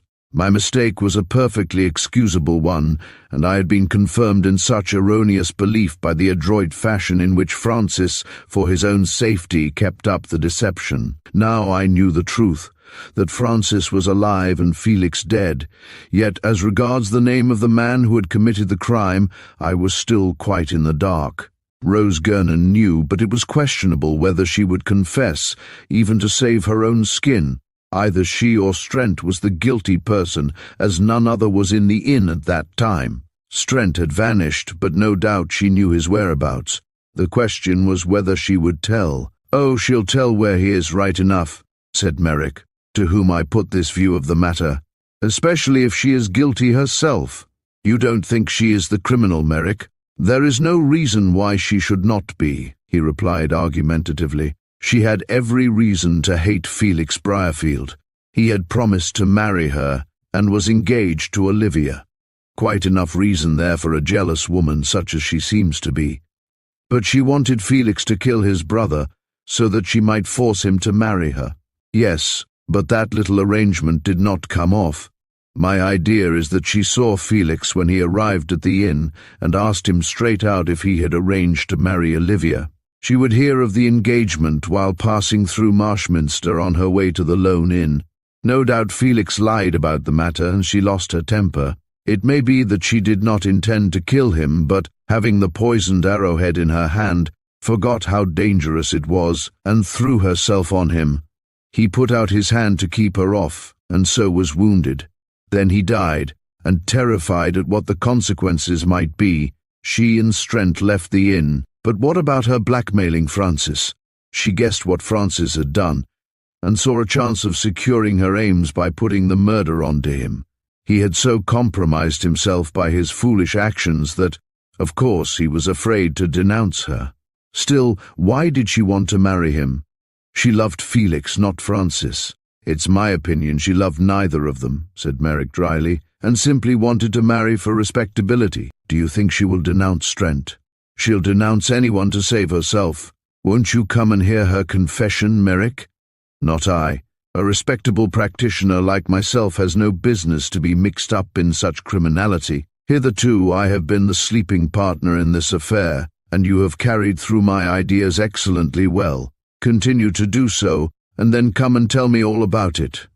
Very pleasant for you, I grumbled, but I have all the hard work. Merrick laughed and pushed me out of the door. He had a dozen patients waiting, and could spare no more time. He said one last word before I left. Oh, by the way, Denham, said he, lifting a warning forefinger, don't you trust that Rose Gernon in the least. I've been making inquiries about her, and she has a black record, about the worst in London, I should say. On my way to Jermyn Street, I wondered how he had gained this information. A specialist of Merrick's standing does not go round making inquiries about loose characters. Yet I knew he spoke the truth. His faculty for learning things was marvelous. Decidedly, Merrick should have been a detective. His opinion about Rose Gernon coincided with mine. One had only to look in her face to see what she was.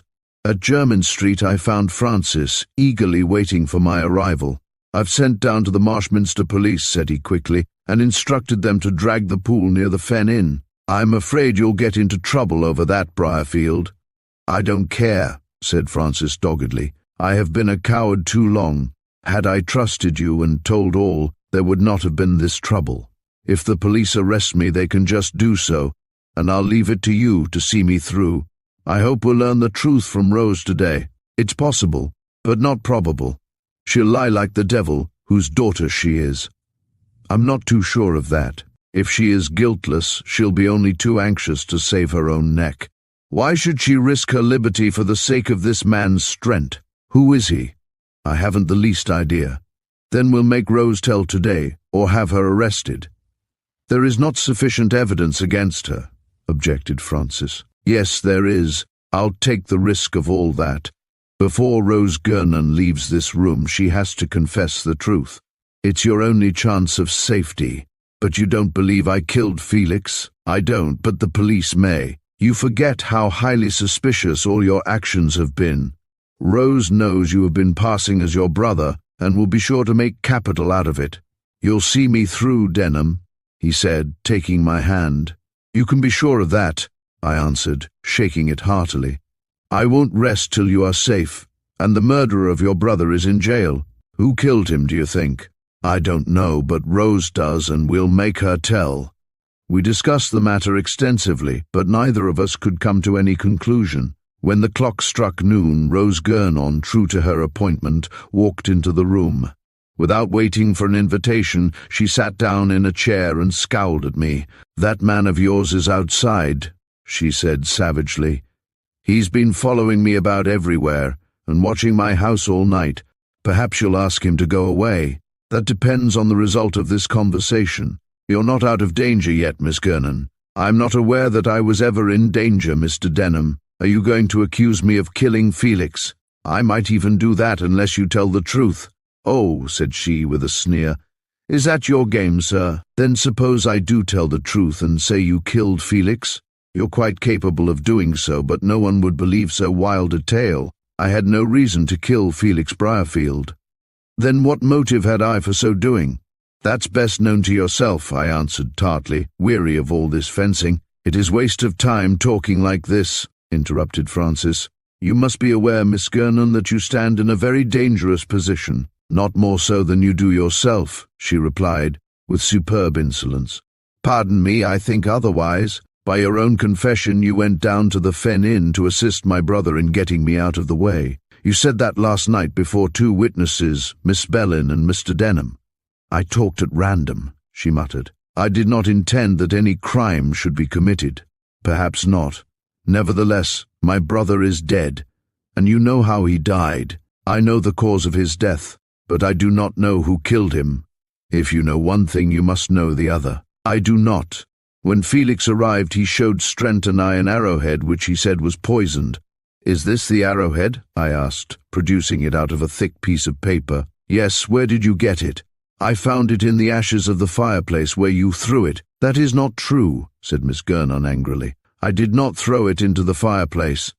I never even had it in my hand. The idea that it was poisoned frightened me. Pray go on with your story, Miss Gernon. I see you don't believe me, she flashed out defiantly, but I am telling exactly what took place. Felix said he was going to kill his brother with the poisoned arrowhead. I told him I would have none of that sort of thing, that I only consented to play the part of a waiting maid in order to deceive his brother into a meeting. I said Francis could marry Miss Bellin, and he was to marry me, and after that, he jeered and said he intended to marry Miss Bellin. Then I grew angry and struck him. She was in real earnest, for her mouth was set, and her hands were clenched. Not a pretty sight by any means. I remembered Merrick's idea, and conceived that it might be possible the woman before me had killed the man who flouted her, not intentionally, but in a fit of blind rage. You struck him with the arrowhead, I hinted. No, I didn't. He had laid that down on the table.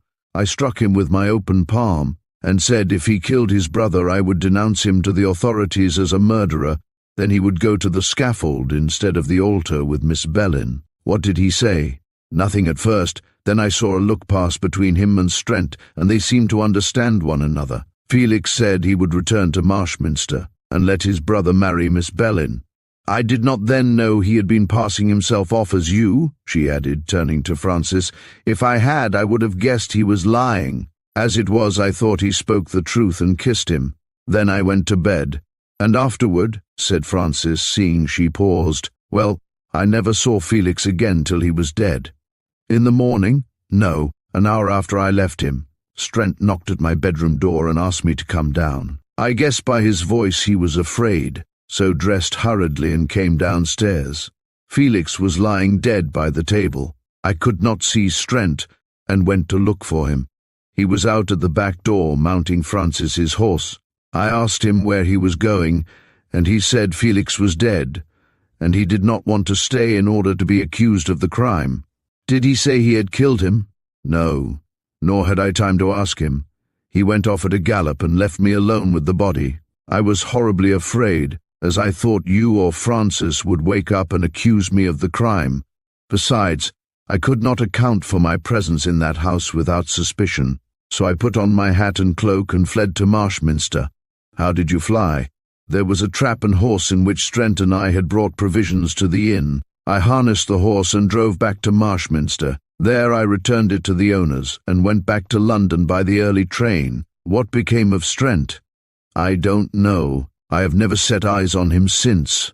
Do you think he killed Felix? Yes, I believe they had a row, and he killed him, but he did not admit it. Francis and I looked at one another. The whole business was so queer as to be hardly believable. Nevertheless, we saw Rose Gernon had told the truth. What made you come to me? Asked Francis.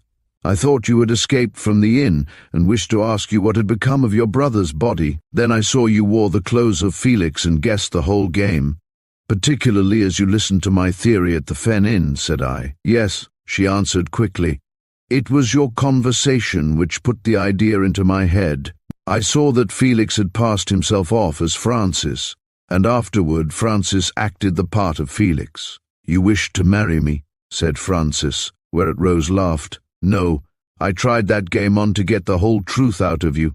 I wished you to admit you were Felix, for he had promised to marry me. However, you did not fall into the trap. And now, she added, standing up, I have told you all. May I go? I consulted Francis with a look.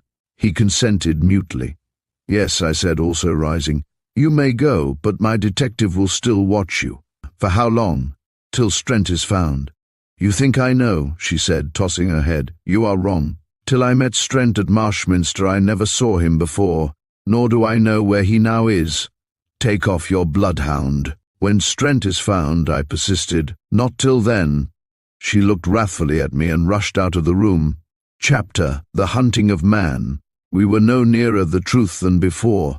Rose Gernon had told us nothing new, comparatively speaking. Certainly she declared herself to be innocent of the crime and accused Strent, but if we found Strent, he might declare himself innocent and accuse her. One or the other of them must necessarily be guilty, as they alone had seen Felix on that fatal night. Rose was being closely watched by a detective, so that we could obtain her evidence at any moment. It now remained for us to find Strent and hear his story. Francis believed Strent had killed his brother.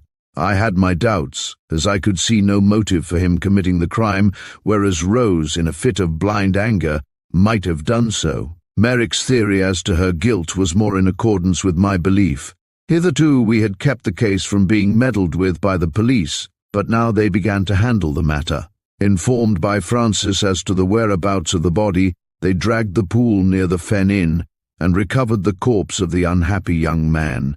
Then the inspector wrote a peremptory letter to Francis, requesting him to come down and attend the inquest. There was a note of suspicion in the letter, and Francis could not very well help obeying the summons. He requested me to come with him, which I had every intention of doing. We settled the time of our departure, and before going saw Olivia and Dr. Merrick. Mrs. Bellin had not been informed of the death of Felix, nor did she suspect that anything wrong was going on under her very nose.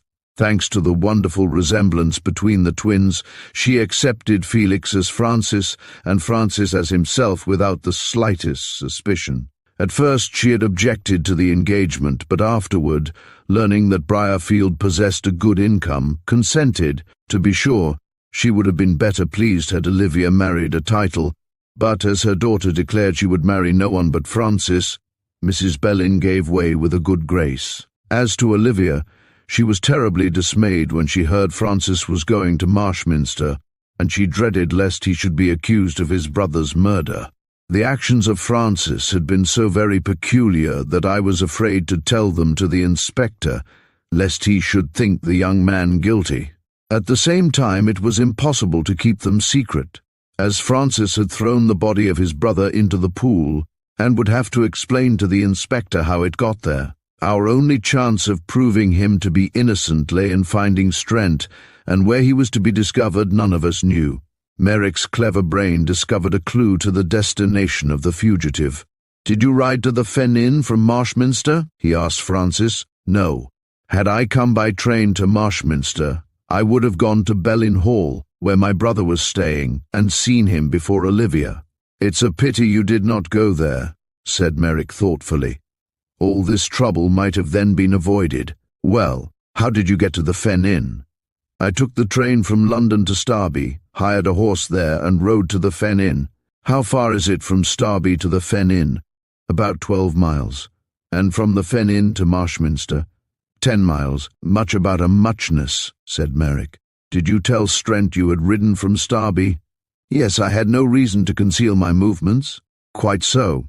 Well, according to Rose Gernon, it was your horse Strent took to escape." "It was. I wonder he did not take the horse of Felix. For a very simple reason. He knew when the alarm was given that you and Denham would go to Marshminster. Therefore, to hide his trail, the better he went back with your horse to Starby. Do you think so?" "I am sure of it. Go to the livery stable at Starby where you hired your horse, and I am certain you'll find it there, restored by Strent." "Well," said I, nowise satisfied, "suppose we trace him to Starby. That will be no use. No doubt he took the train there to London." "Very probably," said Merrick coolly, "and waited there for Rose Gernon.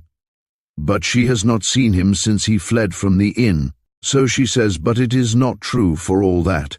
When he killed Felix, and the evidence seems to point to him as the murderer, he told Rose to take the gig and go to Marshminster. Then he rode off to Starby and rejoined her in London."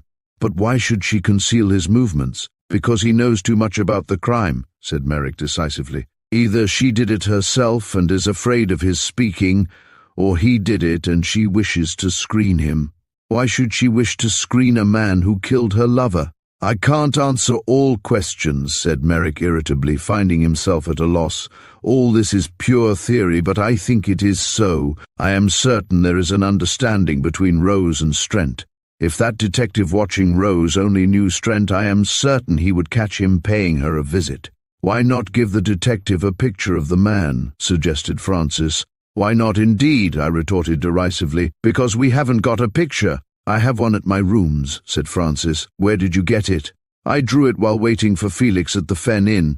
You know Denham. I have some skill in catching expressions and watching faces. The fellow struck me as such a smug scoundrel that I penciled a caricature of him while he moved about the dining room. It is not a photograph, certainly, still I think it is sufficiently like him." "Capital," said the doctor, rubbing his hands. "It's a good thing you employed your leisure in that way, Mr. Briarfield. It may do you a great service. You think I am in danger?" "I think you stand in a perilous position," replied the doctor gravely. "Your very efforts to preserve your secret and baffle Denham will score against you with the police, and you must tell them all, seeing you knew where the body was to be found." "I'll tell them all and do the best I can," said Francis, turning pale. "But Rose can prove I was never out of my room." "No, she can't. Rose went to bed, and for aught she knows you might have come down and quarrelled with your brother afterward. Your only chance, Mr. Briarfield, of proving your innocence is to find Strent. If you give that portrait to the detective watching Rose Gernon, I believe you'll lay hands on him, but it's a mere chance." "There is another means of identification," said I. "Strent is lame, so if a lame man calls on Miss Gernon, my detective, aided by the picture, will know it is Strent." "Well, go and try my plan," said Merrick, shaking Francis by the hand. "I hope for your sake, Mr. Briarfield, it will be successful." When we left the doctor, Francis looked pale and upset. He was just beginning to realize the predicament in which he stood. I was afraid myself that when all was known he would be arrested.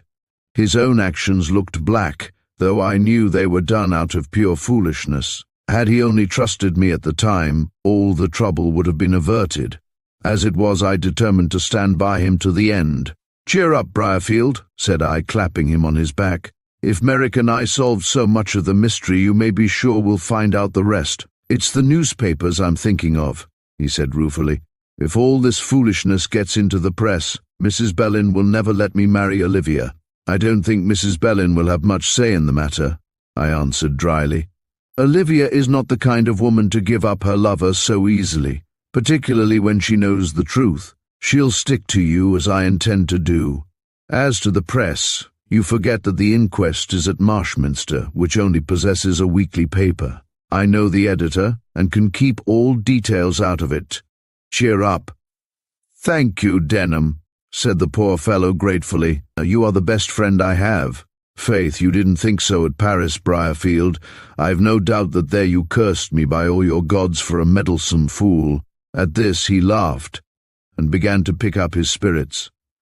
We saw the detective who was watching Rose Gernon, and gave him the picture drawn by Francis, with a full description of the man he wanted. Especially did we lay stress on the lameness, and in the end our detective promised that he would nail any man answering to our description. I gave him my address at Marshminster, and told him to wire when he found out the whereabouts of Strent. I also told him to wire to Merrick, as the doctor was anxious to know if his theory would prove correct. Next day we went down to Marshminster. By permission, Francis stayed with me at Aunt Jane's house, and, learning that he was in trouble, the two old ladies made much of him. We saw the inspector of police, who was a friend of mine, and learned that the body of Felix Briarfield was at the morgue of Marshminster. The inquest was to be held next morning, and all arrangements had been made. When the inspector had supplied us with this information, we sat down and told him the whole story as has been here set forth. He listened with much astonishment, and expressed himself to that end. "I never read a novel to touch this," he said, staring at Francis.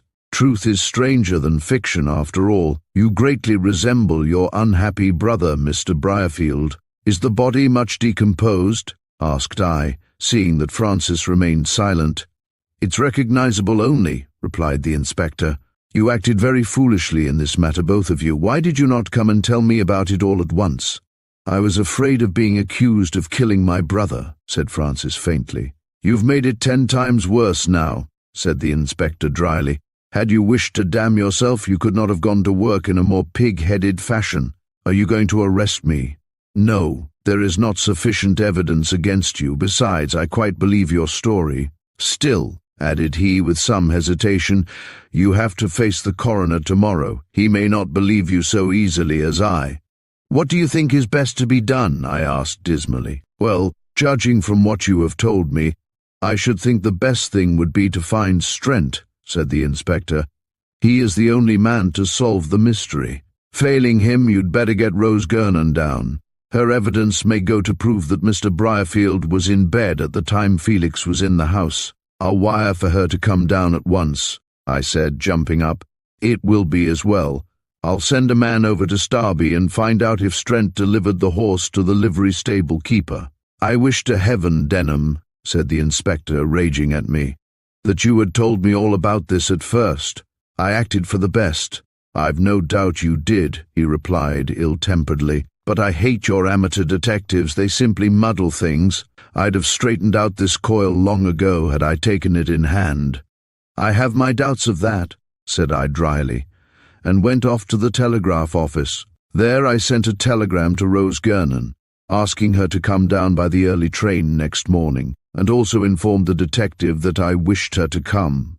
I knew quite well she would not dare to refuse, and moreover that my detective would send a man to watch her, while he waited round her house for the possible appearance of Strent.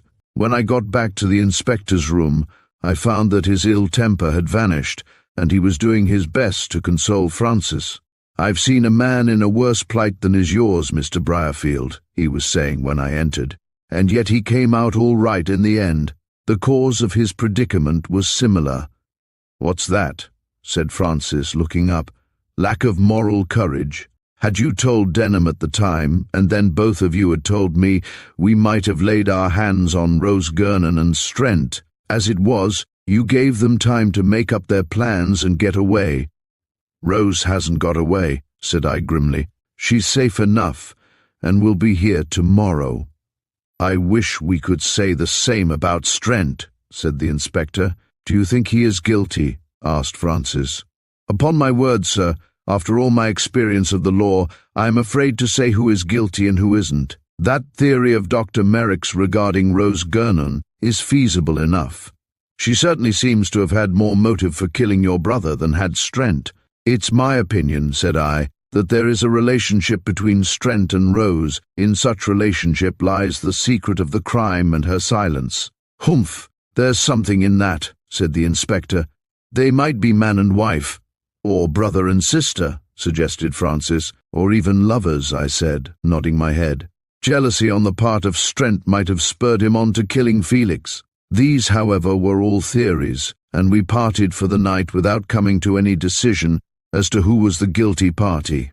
In the morning I received a telegram from Merrick and went off with it at once to the inspector. It ran thus: "Have secured Strent. Am bringing him down with Rose. Arrive at noon. Hold over inquest if possible." "By Jove, sir," said the inspector, "that man is lost as a doctor. He ought to be a detective." Chapter: What Really Happened at the Fen Inn.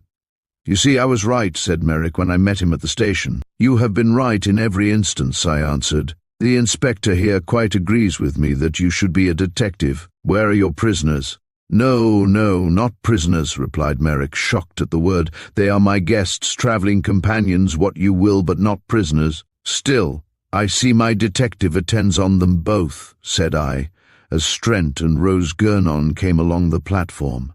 "It is as well to take all precautions. How is Francis Briarfield?" "Rather downcast. He is afraid of being arrested for the murder." "No fear of that," answered Merrick, casting a glance at Strent. "This gentleman's evidence will exonerate him fully." Strent, smooth and unctuous as ever, rubbed his hands and bowed, but Rose Gernon turned her back on him with a gesture of disgust. Evidently she had not forgiven his hurried departure from the inn. "What are we waiting for?" she said sharply. "Let us go on to the inquest. I wish to get it over as soon as possible and return to town." We took the hint, and walked along to a room adjoining the morgue, where the inquest was being held. I introduced Merrick to the inspector, and after a short conversation they went into the morgue to examine the body. Not caring to see so ghastly a sight, I remained outside with Francis. In a quarter of an hour the doctor and the inspector returned, the former rubbing his hands with a well-pleased expression, the latter looking somewhat astonished. What had passed in the morgue I know not, as Merrick refused to gratify my curiosity.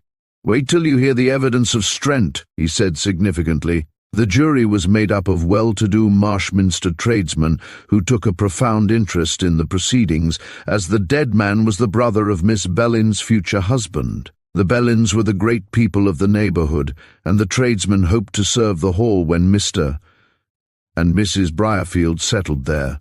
They were therefore excessively polite to Francis, but their frequent marks of attention only drew from him a bitter smile. "Would they treat me in this way if they knew all?" he whispered to me.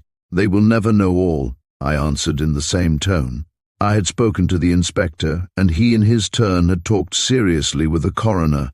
The latter had been told the whole story, and though astonished at the folly of Francis, yet found it in his heart to be sorry for the young man.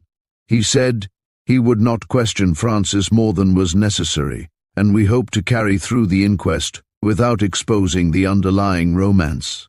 The first witness called was a local doctor, who deposed to having examined the body of Felix.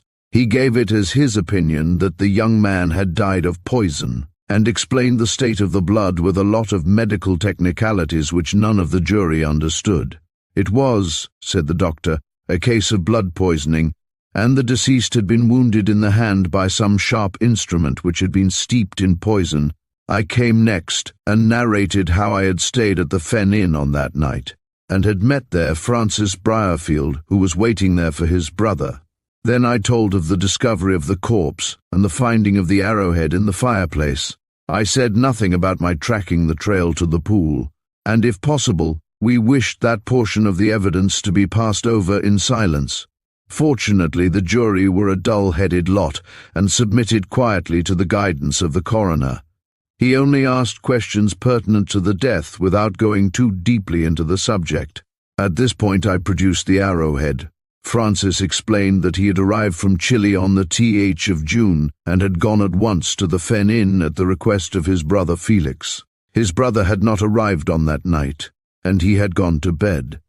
He was unable to say how his brother had come by his tragic end. Then came the critical point which we wished passed over in silence. "Did you see your brother at the Fen Inn, Mr. Briarfield?" asked the coroner. "I did not see my brother alive," was the evasive answer. "Perhaps the body had been put in the pool by the murderer," said one of the jurymen, "in which case Mr. Briarfield would not see him." "I did not go to the pool on that night," replied Francis, adroitly evading the remark. "It was later on that I learned my brother's body was there, and at once gave instructions that the pool was to be dragged." At this point Mr. Briarfield was asked to stand down, and the inspector's evidence was taken. He deposed to the fact that Mr. Briarfield had instructed him to drag the pool for the body, and that it was found there. This piece of evidence quite put the jury off the scent, as if Francis had placed the body in the pool, he would not have told the inspector where to find it. The critical point was thus glided gently over, and the coroner called Rose Gurnon. Once the jury knew how the crime had been committed, they would forget all about the hiding of the body in the pool, so that the folly of Francis would not be made public. I must say that Rose Gurnon gave her evidence very clearly. She said she was an intimate friend of Felix Briarfield's, a statement which rather shocked the moral tradesmen of Marshminster. Felix asked her to go down to the inn, as he had prepared it for his brother, and wished to see him there about a family matter. "But the inn was a ruin," interrupted a juryman. Miss Gurnon said that was very true. Still it was habitable, and Mr. Felix Briarfield had sent on fuel and provisions. As the former proprietor had left all the furniture, the rooms were fairly comfortable. She could not say why Felix did all this, unless it was that he wanted to see his brother privately. Such talk was very weak, and the jurymen looked significantly at one another. They knew the Fen Inn, and could not conceive that anyone could be so mad as to dwell in it even for a night. It was said to be haunted, and though such a superstition might be scoffed at, yet not one of those present would have passed 12 hours of darkness in that ill-omened place. "Were you not afraid when you saw the lone inn?" asked a juryman. Rose shrugged her shoulders and laughed contemptuously. "I am afraid of nothing," she said coolly. "There are no such things as ghosts. Besides, I had my brother with me." "Your brother?" "Yes, Edward Strent." The inspector gave a low whistle and, catching my eye, nodded significantly. He remembered what I had said on the previous night, and now agreed with my theory that the secret of the committal of the crime lay in the relationship existing between Rose and Strent. They were, it appeared, brother and sister. I saw all kinds of possibilities now that such a tie was made clear. Meanwhile, Rose proceeded with her evidence. "Mr. Felix Briarfield came to the inn," she said, "after his brother had gone to rest. I saw and spoke with him, and afterward went to bed myself. I understood that he was going to stay all night and see his brother in the morning." "Was he alone in the room when you left him?" "No, he was with Strent. An hour or so after I retired, Strent came to my door and asked me to go downstairs. I did so, and found Felix lying dead on the floor. My brother had left the room, and on going out at the back of the house, I found him mounting the horse of Mr. Francis Briarfield. I asked him what had happened, and he just said Felix was dead, and advised me to fly lest I should be accused of the murder. That, I suppose, was also the reason of his flight. So he told me when I saw him in London, but he then declared himself innocent of the crime. I was afraid I would be accused of the crime, so took the horse and gig in which we had come to the Fen Inn and drove to Marshminster. From there I returned to London. Why did you not give the alarm? I was afraid of being accused of the murder." Here the inspector whispered something in the ear of the coroner. He nodded, and again spoke to Rose Gurnon. "Why did you not tell Mr. Denham where to find Strent when he was apparently guilty?" "Strent is my brother," said Rose quietly, "and as he told me he was innocent, I did not wish him to be arrested for the crime, but that he visited me yesterday, and was seen by the men set to watch me. He would never have been caught." Her examination lasted some considerable time, but the coroner did not succeed in eliciting anything new from her. She persistently held to the same story, so in despair the examiner desisted, and she was told to stand down. In her place, Edward Strent was called. And then for me began the most interesting part of the case. I knew all that had been said hitherto, but I did not know how the crime had been committed, and waited to hear what Strent had to say. I quite believed him to be guilty, yet hardly thought he would accuse himself of the crime. He first corroborated the story of Rose as to going to the inn, and narrated all that had occurred up to the time when he was left alone in the room with Felix. "When I found myself alone with Briarfield," he proceeded, "I had a quarrel with him." "About what?" "About my sister. He had promised to marry her, yet as I well knew was paying attentions to Miss Bellin." "But Miss Bellin was engaged to his brother," remarked a juryman. "I know that. It was about Miss Bellin he wished to see his brother. I insisted that he should marry my sister, and he refused. We had hot words. He was on one side of the table, I on the other. Between us lay the arrowhead which he had brought in his pocket. Why had he brought the arrowhead there?" "I don't know," replied Strent, lying with the utmost promptitude. "He took the arrowhead out of his pocket, said it was poisoned, and laid it down on the table." "Do you think he intended to kill his brother because he stood in his way with Miss Bellin?"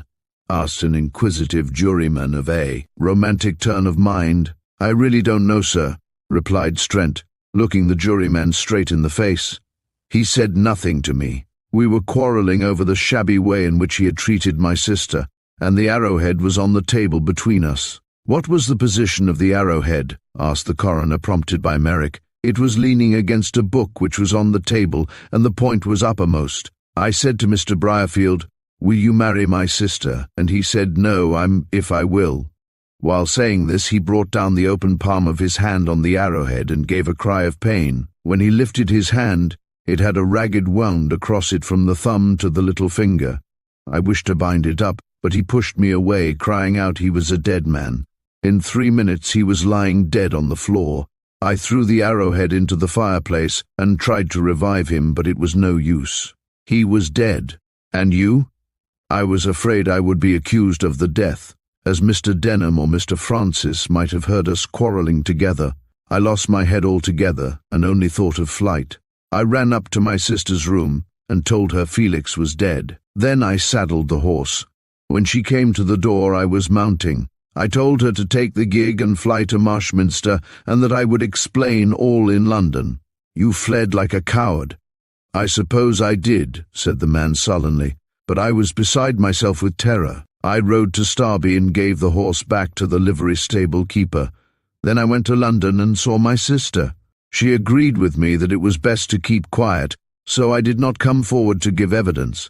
Had it not been for that detective who watched my sister, I should not be here now. This evidence practically ended the inquest. Merrick was called to prove that the wound in the hand was such a one as might have been made by the downward stroke of the hand on a sharp point. This evidence was substantiated by the local practitioner who had examined the body with Dr. Merrick. There was no doubt that the affair had happened as Strent said. Felix Briarfield had slapped his open hand on the table to emphasize his refusal to marry Rose Gurnon. Unfortunately, it came in contact with the poisoned arrowhead. The flint had an edge like a razor and, being steeped in virulent poison, acted like a snakebite on the unfortunate young man. Felix had not been murdered, but died by misadventure. This was the verdict brought in by the jury, and so the whole of this strange affair came to an end.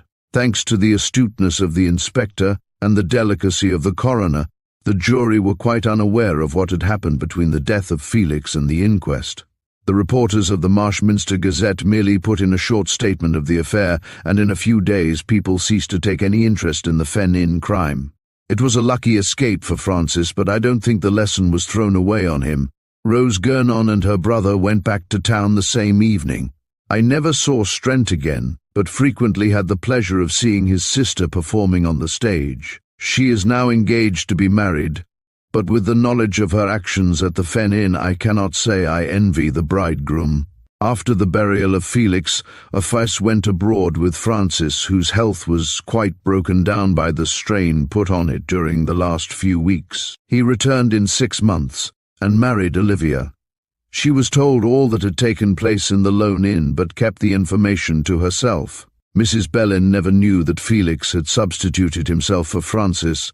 I was best man at the wedding by particular request, and saw the happy pair start for their honeymoon. I hope they will be happy, and am sure they deserve to be, seeing through what tribulations they have passed. What has become of the Fen Inn? Asked Dr. Merrick one day when we were talking over the case. Oh, the Fen Inn is pulled down, I believe, was my reply. There will be no more tragedies there. A fit end for such a shambles, said Merrick, and I think he was about right. Thank you for joining us for the Lone Inn, a mystery here. We hope you enjoyed the suspense and intrigue of this captivating tale. If you found this story compelling, be sure to subscribe for more thrilling mysteries. Leave a comment below to share your thoughts, and don't forget to hit the notification bell to stay updated on our latest releases. Until next time, stay curious and keep unraveling the mysteries of the past.